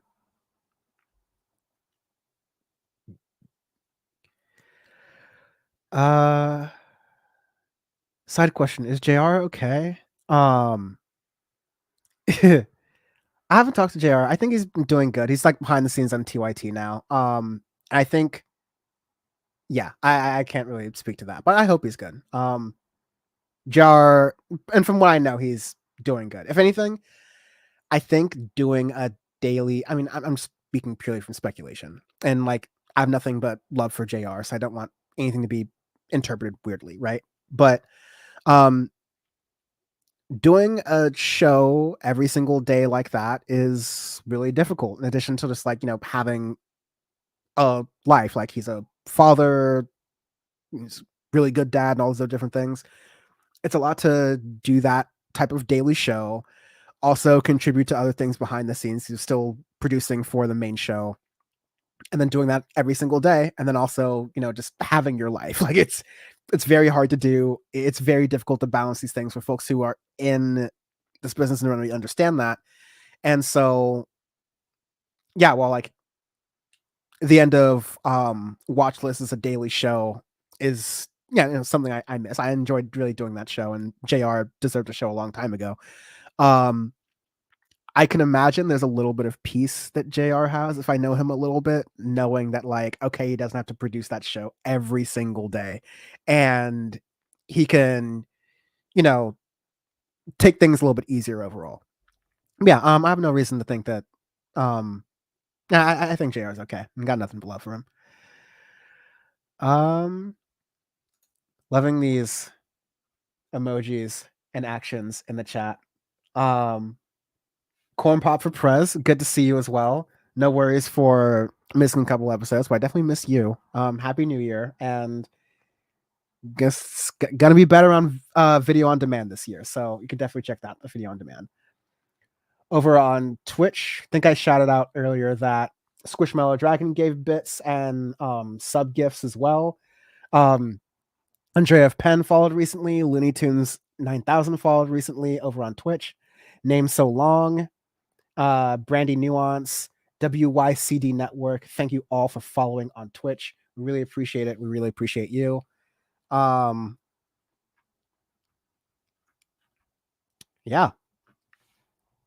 Reading through a little more things. Bad Lefty, I don't know. I'm not touching nothing on YouTube. So if there's some auto censoring, I gotta still work on it. But thanks for your patience. Love you, Bad Lefty. Yeah, hopefully Mike Johnson is not too much longer for being Speaker of the House. I wouldn't bet on it because I don't think there's many other options for Speaker of the House if it's not Mike Johnson at this point. That being said, Mike Johnson kind of came out of nowhere to be Speaker of the House too because they were running out of people. So we'll see what happens. I will say, watching the Republicans scramble for a Speaker of the House was probably the most fun and the most joy I've had covering politics in 2023. Yeah, because let them fight. That was the year of 2023. It was let them fight until it became Israel and Palestine.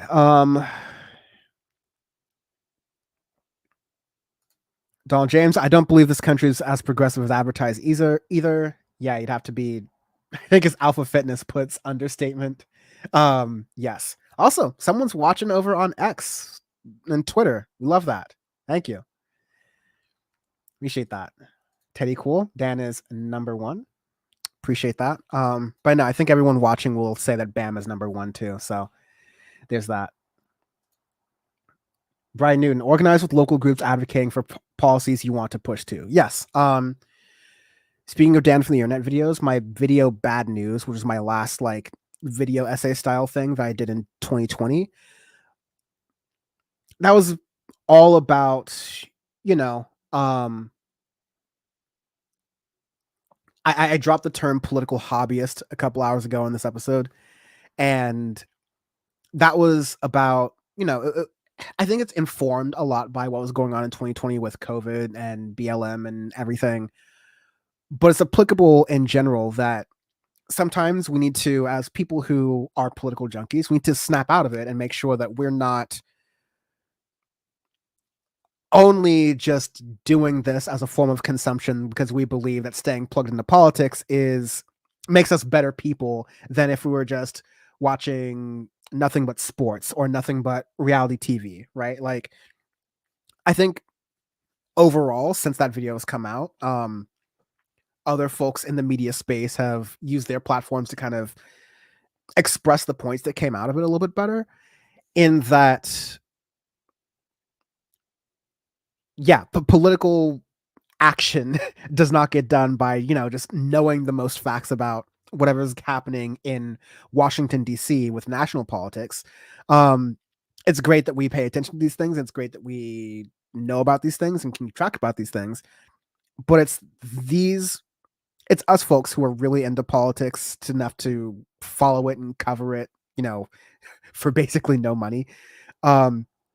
We are the people that we have been waiting for, in that those of us folks who can remember facts and what politicians have said and have an eye and a sense for how politics works and gets done. Like, we're the folks who should be getting our hands dirty and joining local organizations, maybe forming smaller organizations. They don't exist in your area. I don't recommend forming a new organization. Try to find something close to you. It's easier to like have a coalition and work off of that than not. But yeah, your activism and your media consumption when you're talking about politics and how you're engaging with all these other different things, it has to be top of mind. You have to constantly sort of like reassess what you're doing. I say this usually every single year, but usually I have a devastating clip package of like the worst people to do this with. But I think I said this like last year, like, trash your pundits, like recycle your pundits. If you've been in a media habit for 2023 or so, and you didn't like what you were being fed, either it didn't make you feel good, or you're finding things that were wrong or inaccurate a lot, or just you weren't getting value out of it, I encourage you, use that as an opportunity to venture out into new forms of consumption. Take a look at that video essay that's been recommended that you usually wouldn't check out, or take a look at that streamer who someone you follow also follows, but you haven't checked them out too. Like, really broaden your horizons out there, because iron sharpens iron. If you're listening to the even as this isn't the best thing for me to be saying as I'm hosting this show, but like, um, it's good to branch out and make sure you're consuming some different shows and some different points of view, because everyone expresses everything a little bit differently and has their own flair to it. And so you can learn better arguments. You can learn more about the world. You can learn more about different perspectives just by how different people approach the news. It's why, like, yeah, Leftist Mafia airs sometimes during Power Report, but we have different takes and stances and people literally covering many of the same news topics, many similar news topics, but we'll take on different angles on these things too. And again, like, no shit on anyone on Leftist Mafia. I've been on there before. Great group of people. Good show. But it's important for you to just constantly be checking and thinking, in the old days, like, oh, do I really need to still be watching Jimmy Dore? Or like, he's just like gone this like weird path now. I don't need to do this anymore. Like, yeah, just rotate him around.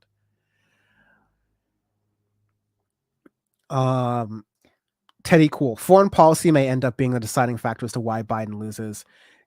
Bam and I have talked about that. We've gone back and forth on that. And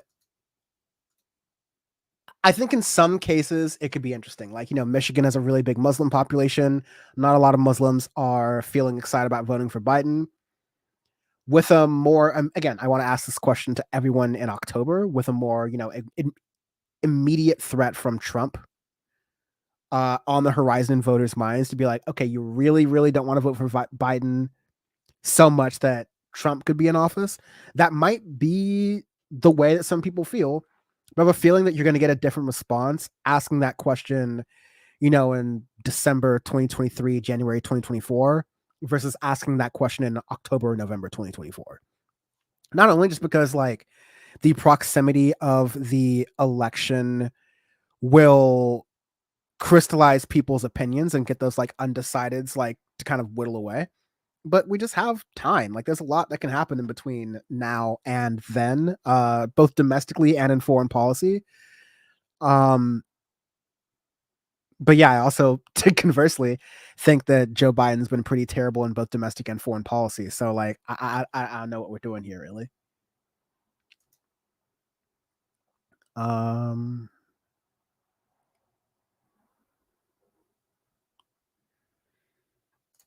Interesting. I don't really have much of a reply to this, but I'll just like add to it. Tavon Brown says, "True, Dan, but if you know this, if you know it as a voter, they know this the voted. They just don't care. They left the door open for nonsense. At what point are they complicit?" I think we're talking about the Democrats. Yeah, totally. Like, I'm not making an argument for. I look, the Democrats.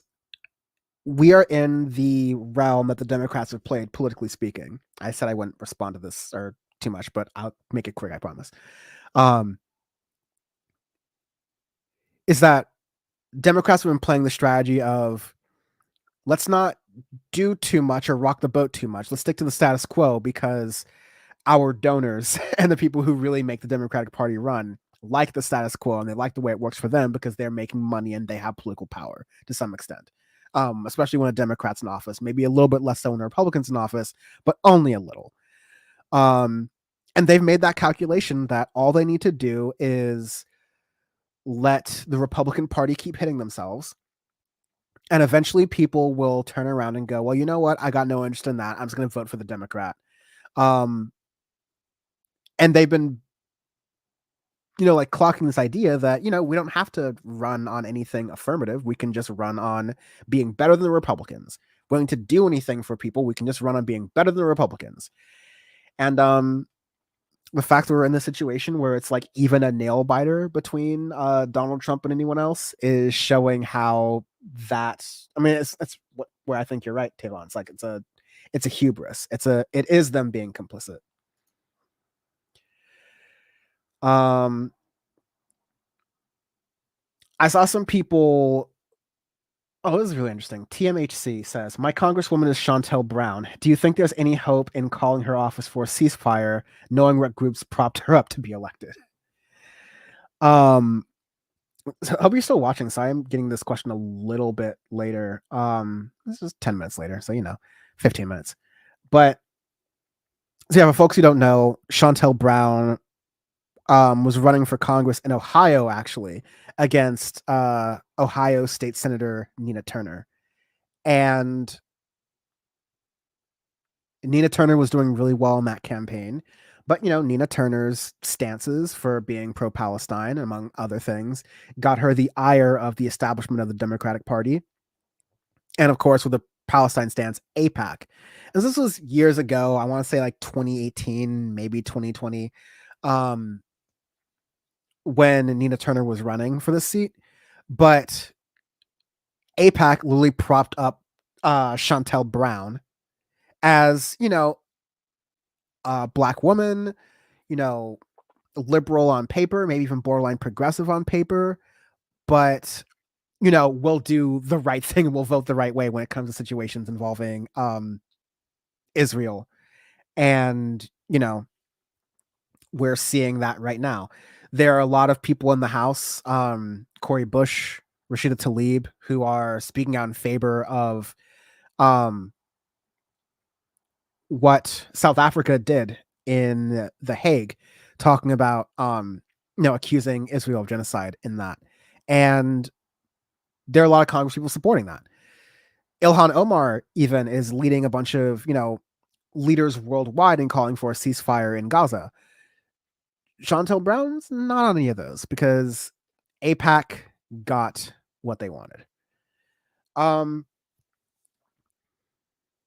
look, I mean,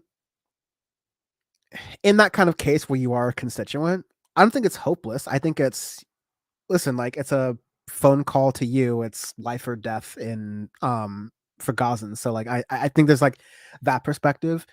There's the fact that I really would recommend coordinating this with like a couple other people who live in your district and live in your area who are also represented by Chantel Brown, because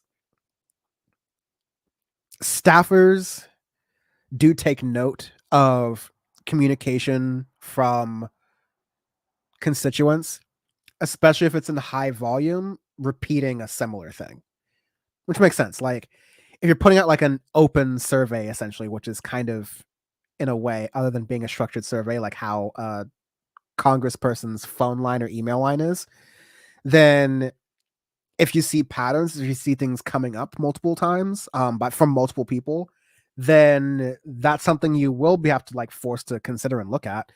Now, you can put on the record that Chantel Brown is receiving a lot of messages from constituents about her stance and about maybe making a stronger stance for a ceasefire. But again, we're kind of answering a question here. We know, and Chantel knows what side her bread's buttered on. And through that, you're like,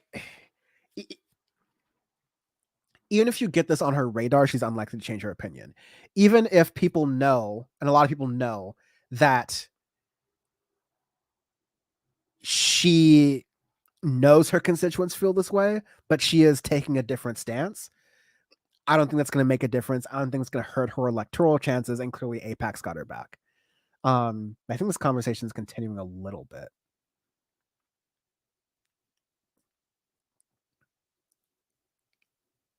That's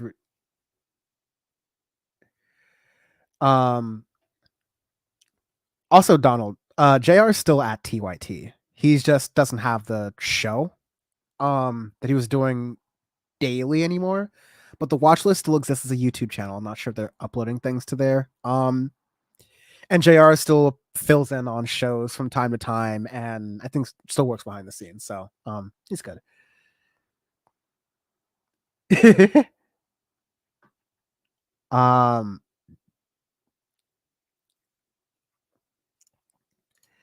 John Ross saying the right ring has gone through Speakers of the House like candy. Boehner, Ryan, McCarthy, and now Johnson. Who knows how long he's gonna last? And truly, new, the House is just like a faster game, honestly. Like it's the fastest game in national politics in the United States because the House turns over for 2 years. You get 2-year terms, then you have to go back to your voters and appeal to them. And incumbency advantage is definitely real.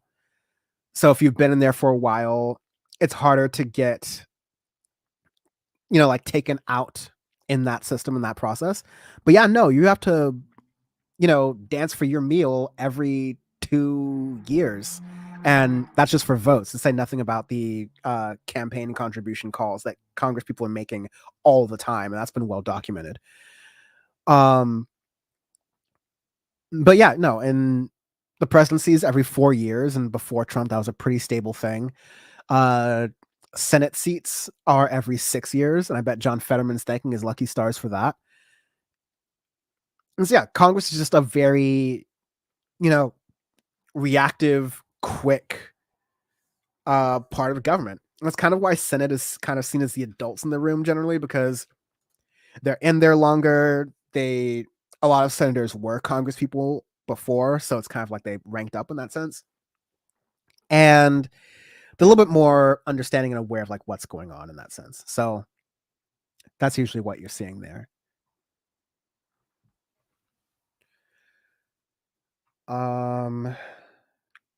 Fighting Gale. I think Fighting Gale, you just passed like 2K subs on Twitch. So hella congratulations. I'm super happy for you. And good to see you in the stream.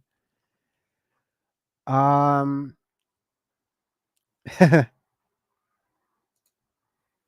watch the Kings. I only watch my local teams though, not an overall sports fan. Are we talking Sacramento Kings or LA Kings? Are we talking basketball? Or are we talking hockey? But shout out to Sacramento though.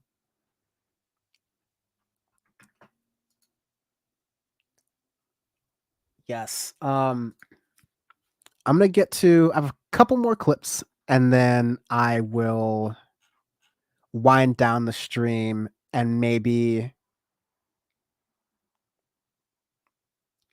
raid someone else.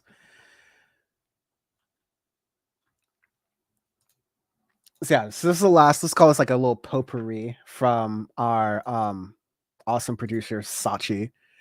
But here's some good news. In response to UAW, United Auto Workers Union, who just like won with the big 3 automakers in the United States, General Motors, Ford, and the Stellantis group, which is, I guess, technically Italian now and European, but still. As UAW ramps up organizing, Tesla boosts wages for U.S. factory workers. So the UAW, after rolling the big 3 automakers, they are now trying to. The UAW is trying to move on past from like the American and traditionally American with Stellantis. Those automakers have traditionally and historically had good union support and a lot of union membership, but it's the foreign car companies with American plants. So Volkswagen and Audi have plants in like Kentucky and Tennessee,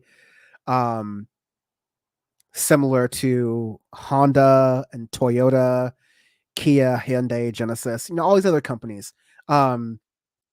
And Tesla as well, and Rivian, and these new EV startups. They don't have anywhere near the unionization rates of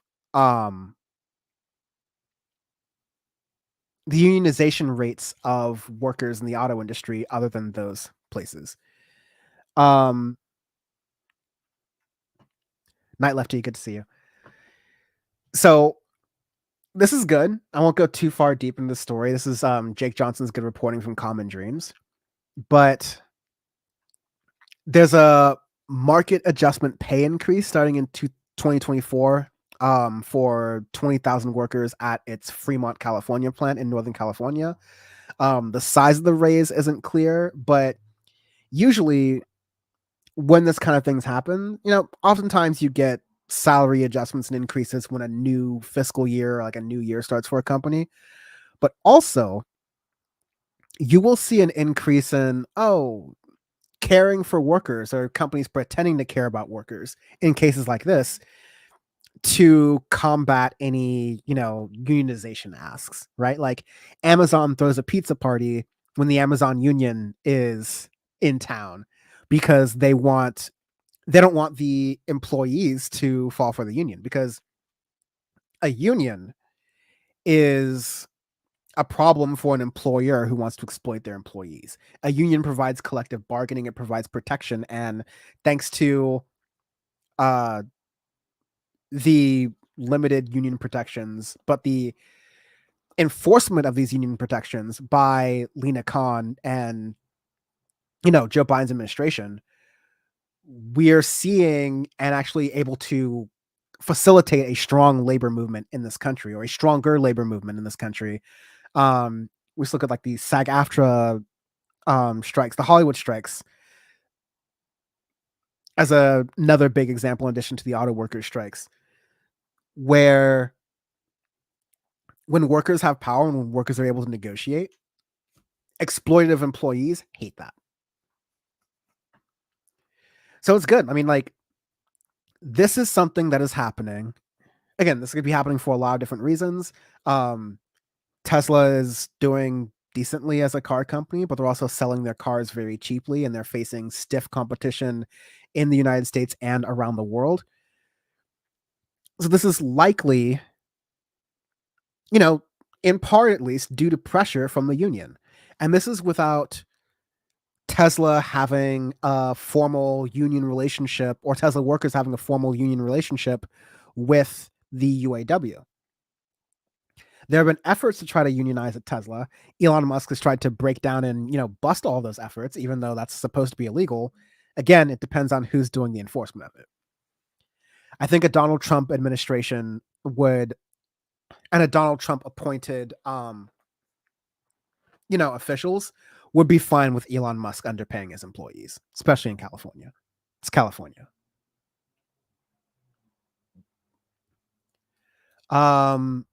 But no, that's great. I'm actually happy to see a little bit of that. And then lastly, I got a little bit of Hunter Biden here. So this is Nancy Mace. Joe Biden appeared randomly in Hunter Biden appeared sort of semi-randomly in Capitol Hill for, his hearing. He keeps being called for these nonsense Republican investigations into whether he had foreign business dealings and whether or not his father, Joe Biden, was involved. Because this whole goal here is to make it so that the lines between what Donald Trump was impeached for and the lines between what Joe Biden, they're trying to impeach him for, are blurred. So it becomes a wash for people who may be turned off by all the things Donald Trump did to get almost impeached 3 times, and of course January 6th and etc. Those can be rhetorically washed out if you say, okay, well, yeah, but Biden, well, also, didn't Biden also get impeached? Like, if you start to muddy the waters like that, which is entirely what this effort is for, because if there were evidence, they would have dropped it, and this would be something that Democrats could look into, right? But no. So anyways, you have Hunter Biden here, and then Nancy Mace, congressperson from South Carolina, kind of trying to play the moderate Republican game, but also trying to, appeal to the MAGA fringe of the Republican Party by participating in, events like this and this impeachment hearing. And we'll see how low she goes here. Thank you, Mr. Chairman, Chairman Comer. First of all, my first question is, who bribed Hunter Biden to be here today? That's my first question. Second question, you are the epitome of white privilege, coming into the Oversight Committee, spitting in our face, ignoring a congressional subpoena to be deposed. What are you afraid of? You have no... Sorry, she's invoking white privilege as a Republican. And she's also white. Okay, ignoring a congressional subpoena to be deposed. What are you afraid of? You have no balls to come up here and. Mr. Chairman, point of inquiry. Mr. Chairman, If The ladies recognize. if the gentle lady wants to hear from Hunter Biden, we can hear from him right now, Mr. Chairman. Let's take a vote and hear from Hunter Biden. What are you afraid of?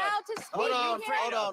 Order. Are women allowed to speak in here or no? Are women? So it's hilarious. You're getting I guess there's a Democrat on there who's going, okay, well, if you're saying that, Hunter Biden has no balls and he's, hiding and ducking this, this panel, guess what? He's right here and you could have him speak. But again, Nancy Mace goes to this, oh, you're not letting me speak because I'm a woman thing, which is interesting because she's in the Republican Party and that sort of, virtue signaling, as they call it, is usually not accepted in that party by her base.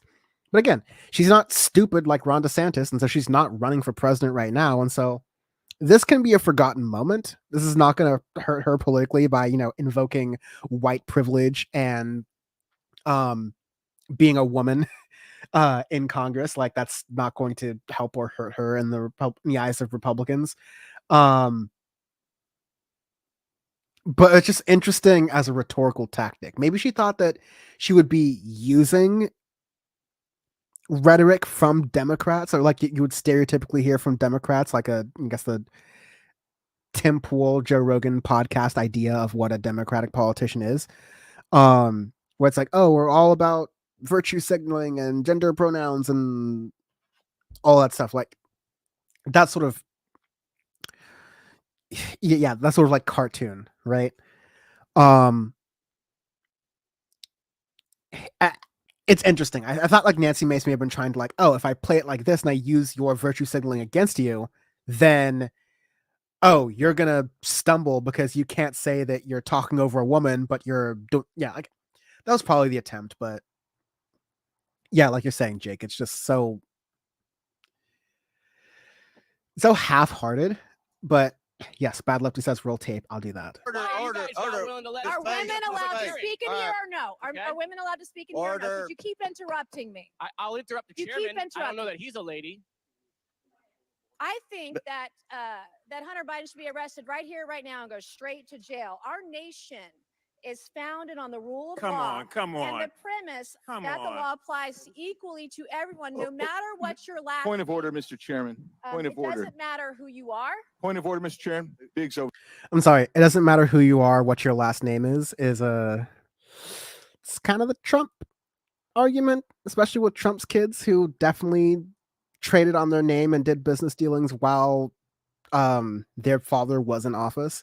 And so again, like that's when you're like crossing the streams, when you're flying too close to the sun on this whole should Trump have been impeached, should Biden be impeached like type deal, you run against these things where like the harder and closer that Republicans go on, oh, look at Hunter Biden trading on his family name for doing, shady political deals overseas.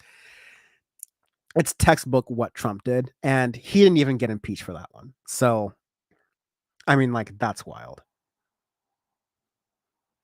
Also, someone, I think Aaron Rupar in another post of this, he did the source the video from this here from X, but he also said that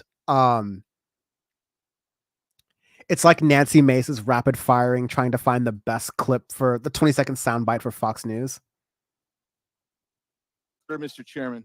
Point of order. It doesn't matter who you are. Point of order, Mr. Chairman. Biggs over here. Donald Trump Jr. Biggs over here. State your point, Mr. Biggs. Yeah, my point of order is this. Are we going to continue on with this blatant interruption? This is absurd and inappropriate. I intend to give my statement.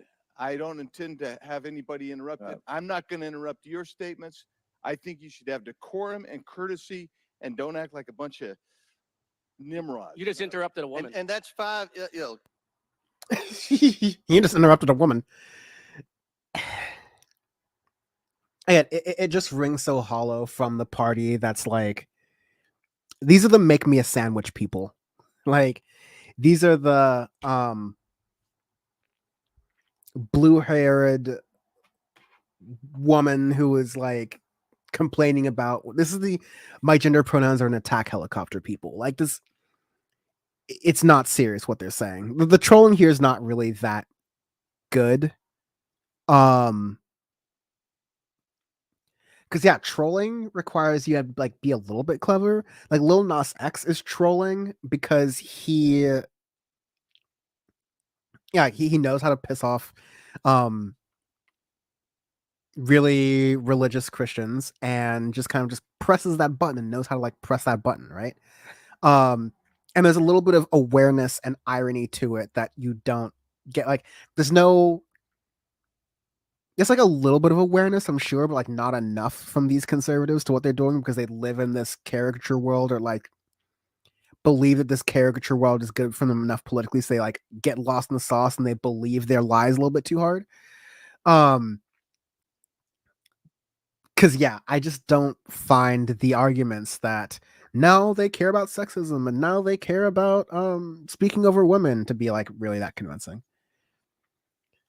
Don James says the GOP's tactics work here. Mainstream media helps them, and people think that Hunter is guilty of something.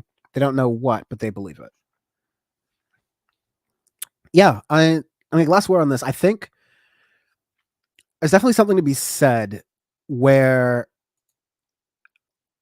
Hunter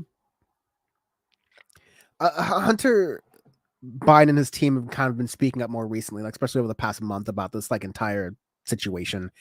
And Hunter seems to think that the Democratic Party and Joe Biden should be attacking more of this head on, because by not acknowledging it, Joe Biden and the Democratic Party's broader strategy of not acknowledging the Hunter Biden stuff too much, they're just allowing a narrative to get out about him to Republican voters and even to, moderates and maybe even Democrats who just like aren't paying super close information to this. It's putting out there all of these, what Hunter Biden is alleging are lies and smears about him. And there's no counter narrative. There's no like counter evidence to it. Like, true, like there is counter evidence in the fact that like a lot of the evidence that Republicans are putting forth is flimsy. But like it's a flimsy, broken story, but Republicans are telling a story. And to Don James's comment here, the Republicans are telling a story. That story will get repeated on Fox News. That story will get repeated and maybe refuted on CNN and MSNBC and, et cetera, right? But by that point, like, the lie is repeating and repeating and repeating and repeating. And as the saying goes, the truth hasn't even gotten out of bed yet. And yeah, Don, I get what you're saying. These optics work on these optics don't work on people who are paying close attention to this. I'm not saying like these optics can work just if you're not paying attention, or like you can be smart and understand it once it's laid out to you, but you're focused on something else. Like I don't want to say like they're narrow-minded people who don't get it, because again, this is in the weeds, so you're like paying attention to it. But while I get you that the Democrats shouldn't have to rebut that narrative, it does exist. There's like a narrative out there that isn't being fought back against. Now, here's the thing. Like, I ultimately agree, like, with how the Democrats are handling this, because if you respond too much, then you start to, with the absence of evidence and with people just like looking inwards, you start to create the feeling that there is something going on.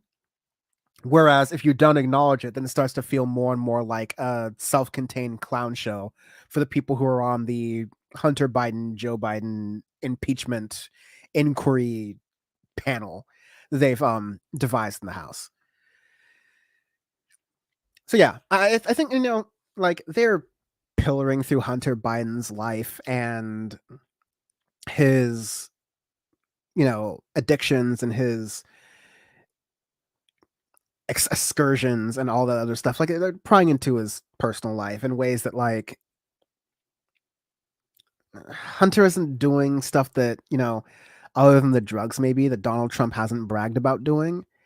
But the lens, because he's the son of a political enemy, is like, how do we paint this in the worst way possible? How do we attack this person in the most way possible? And how do we inflict as much psychological damage to Joe Biden as possible, because we're allegedly defaming and attacking his son day in and day out. And we know how much Joe Biden, who has lost family members, who has lost, offspring, and a wife previously in like really tragic ways. He's experienced a lot of loss. You've seen in texts with Joe and Hunter that Republicans trotted out was just Joe going, "Hey Hunter, I know you're struggling a lot, and just know that like I'm your dad and I always love you and I just want you to be okay." Like the Republicans were like, "Hey, we caught Joe Biden red-handed being a good father." But no, they weren't doing that because they caught Joe Biden red-handed being a good father. They want to make this public. They want to make this ugly. They want this to hurt for Joe Biden. I don't even think because they get political points out of it or because they think it'll help, but no, just because they want to inflict pain on Joe Biden, whether politically or psychologically. Because yeah, there's just been going on for this. They've been going on for with this like Hunter Biden stuff for so long, and what would be a banger? Like I would only do this if I were Joe and like we're in October and like I feel like there's no October surprise coming. The election is next week and like we just got it on lock. I might even shut up then because I just don't want to mess it up. But I don't know. They're going after their political rivals or like the family of their political rivals. They're looking for information to charge them with, but they don't have it yet. They keep talking about getting it, but they don't have it, and they're pillaring this person in public. I mean, sounds a little bit like a witch hunt. The W word.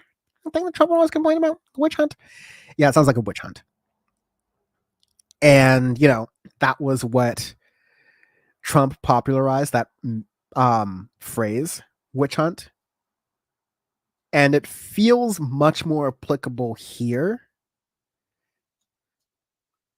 where there just is really flimsy evidence and like barely any evidence to that, like no real smoking gun.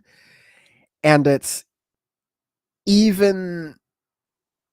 just like it's way more flimsy than compared to Donald Trump, where when he was up for impeachment, when he was claiming it was a witch hunt, I mean, like he was admitting to the crimes. He was he was tweeting the crimes. Like there's something he did, and the stuff he was accused of. A lot of it was just like cited in things he had said that were on video or were covered in the media, or just tweets that we had done. Just it's just right there. It's like if Joe Biden were a boomer and he were like texting his son thinking that, oh, they're doing the business deal, but not knowing that he's actually tweeting. Like whenever like Rudy Giuliani or whatever, some politician did like a tweet that they meant to be a Google search and it was just like coming out really weird.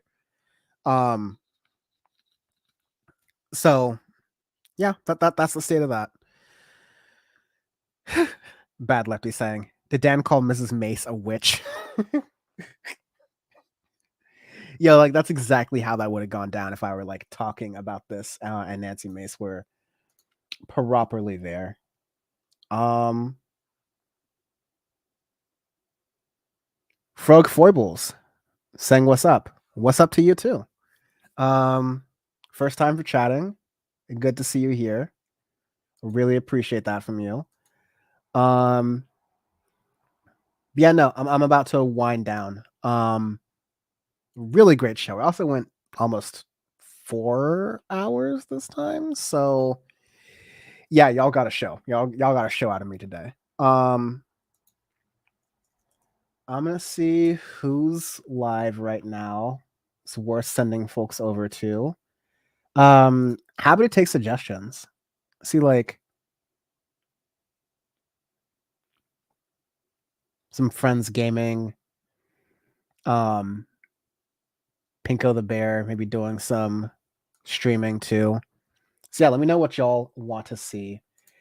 And I'll kind of have to close down and wrap up here.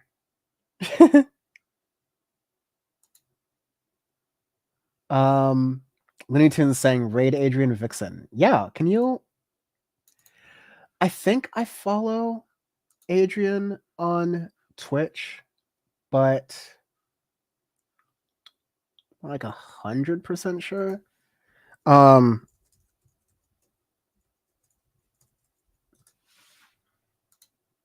There we go.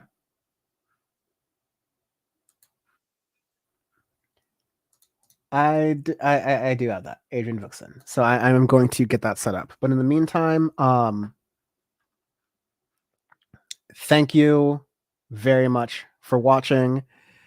Thank you for listening. Bam, we love him. He's great. Just remember, that the power is always with you. Your power is not limited to one vote, one day, or one political action for a presidential candidate. Your power is a lot more than that in the political space and outside the political space, and how you use one to influence the other. So definitely keep that in mind. As we go into this year, as we have debates about what a vote is or what it does. And as always, treat someone you don't know with the grace that you should treat them with, because you're fighting for them and a better future for them, even if they don't know it yet, and even if they disagree deep down because they've been brainwashed. There's sympathy and hope we can try to have for people around us, especially in our coalitions, outside of our coalitions. It's a very rough, weird time right now. Try to have grace for people, all trying our best out here. And I don't always end streams like this, but be vigilant. Be super vigilant, because there are a lot of folks who are trying to deceive and confuse, and it's very, very easy to do that in 2024, where a lot of the big fact-checking websites and entities from 2016 and 2020 have been decentralized and lost because of, the new ownership of Twitter, the shuttering of a number of different news outlets, the layoffs of hundreds of journalists, combined with new technologies like AI, which, people are just understanding and are not necessarily receptive to getting what's real and what's fake. And so, we're entering into a really weird time. Deception is out there and it's everywhere, not just digitally, but, just the old fashioned what people are saying. Be vigilant, trust your communities, trust yourself, but surround yourself with good folks to keep you in check. That's what I've done with the Power Report team internally. That's what I do with y'all by having the show and connecting. Morbius Dragon saying, I'm close to passing out. I've been awake since 7 a.m. I've been awake since 4 a.m. And me too, brother. So good night to you and have a good one. There's a couple more comments I wanted to read really fast. Brandy Nuance, thank you for watching as well. You've been really fun chatting with today.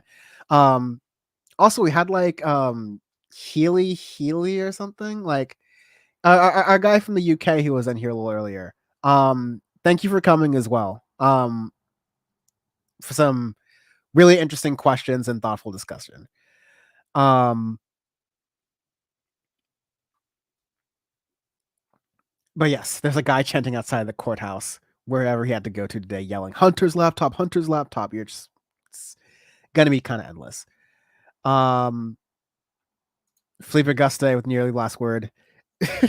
Dan is a cyborg, or perhaps some cybernetic intelligence that inhabits our machines.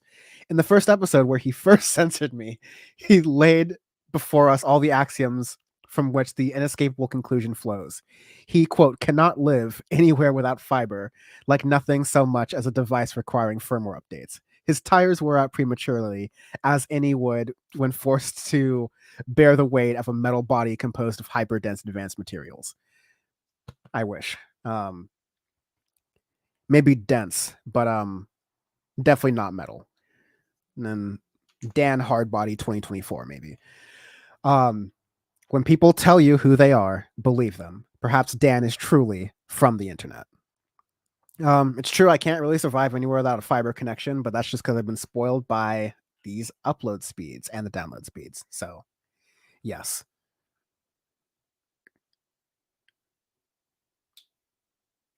Don James, I see what you're saying too.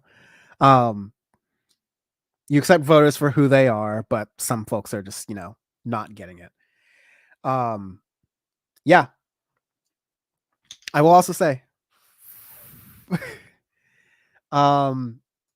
the gullible voter is in the eye of the beholder, and just how I talk about power and what you have. I think, sometimes people are really rigid in their beliefs and their views, but I've talked about on other episodes and other shows, and I'll talk about in the future, about how if you don't approach things from such a political way in the beginning and you build some rapport with the person outside of politics, and you shoehorn something in that's political but doesn't seem political, and leave a little seed, you plant a seed, you do a little bit of nudge, that's really kind of the best you can do. And depending on how much you're invested, or what environment this potential voter has around them, maybe you spend more time planting a couple more seeds, not really arguing, but planting those seeds, and then you get someone who might be a little bit more malleable as a voter, a little bit more smarter as a voter, if you will. So you definitely can. Yes, Bad Lefty, thank you for making sure I don't forget. Thank you, Sachi. Thank you, everyone on the Power Report team. Thank you, everyone on the Sneak It 23 team. The power is always within you. And so I appreciate you. We're going to be rating Adrian Vixen now. And stay tight for that. If you are on Twitch, if you're on YouTube, I'll be ending the stream in a moment. So thank you very much for watching.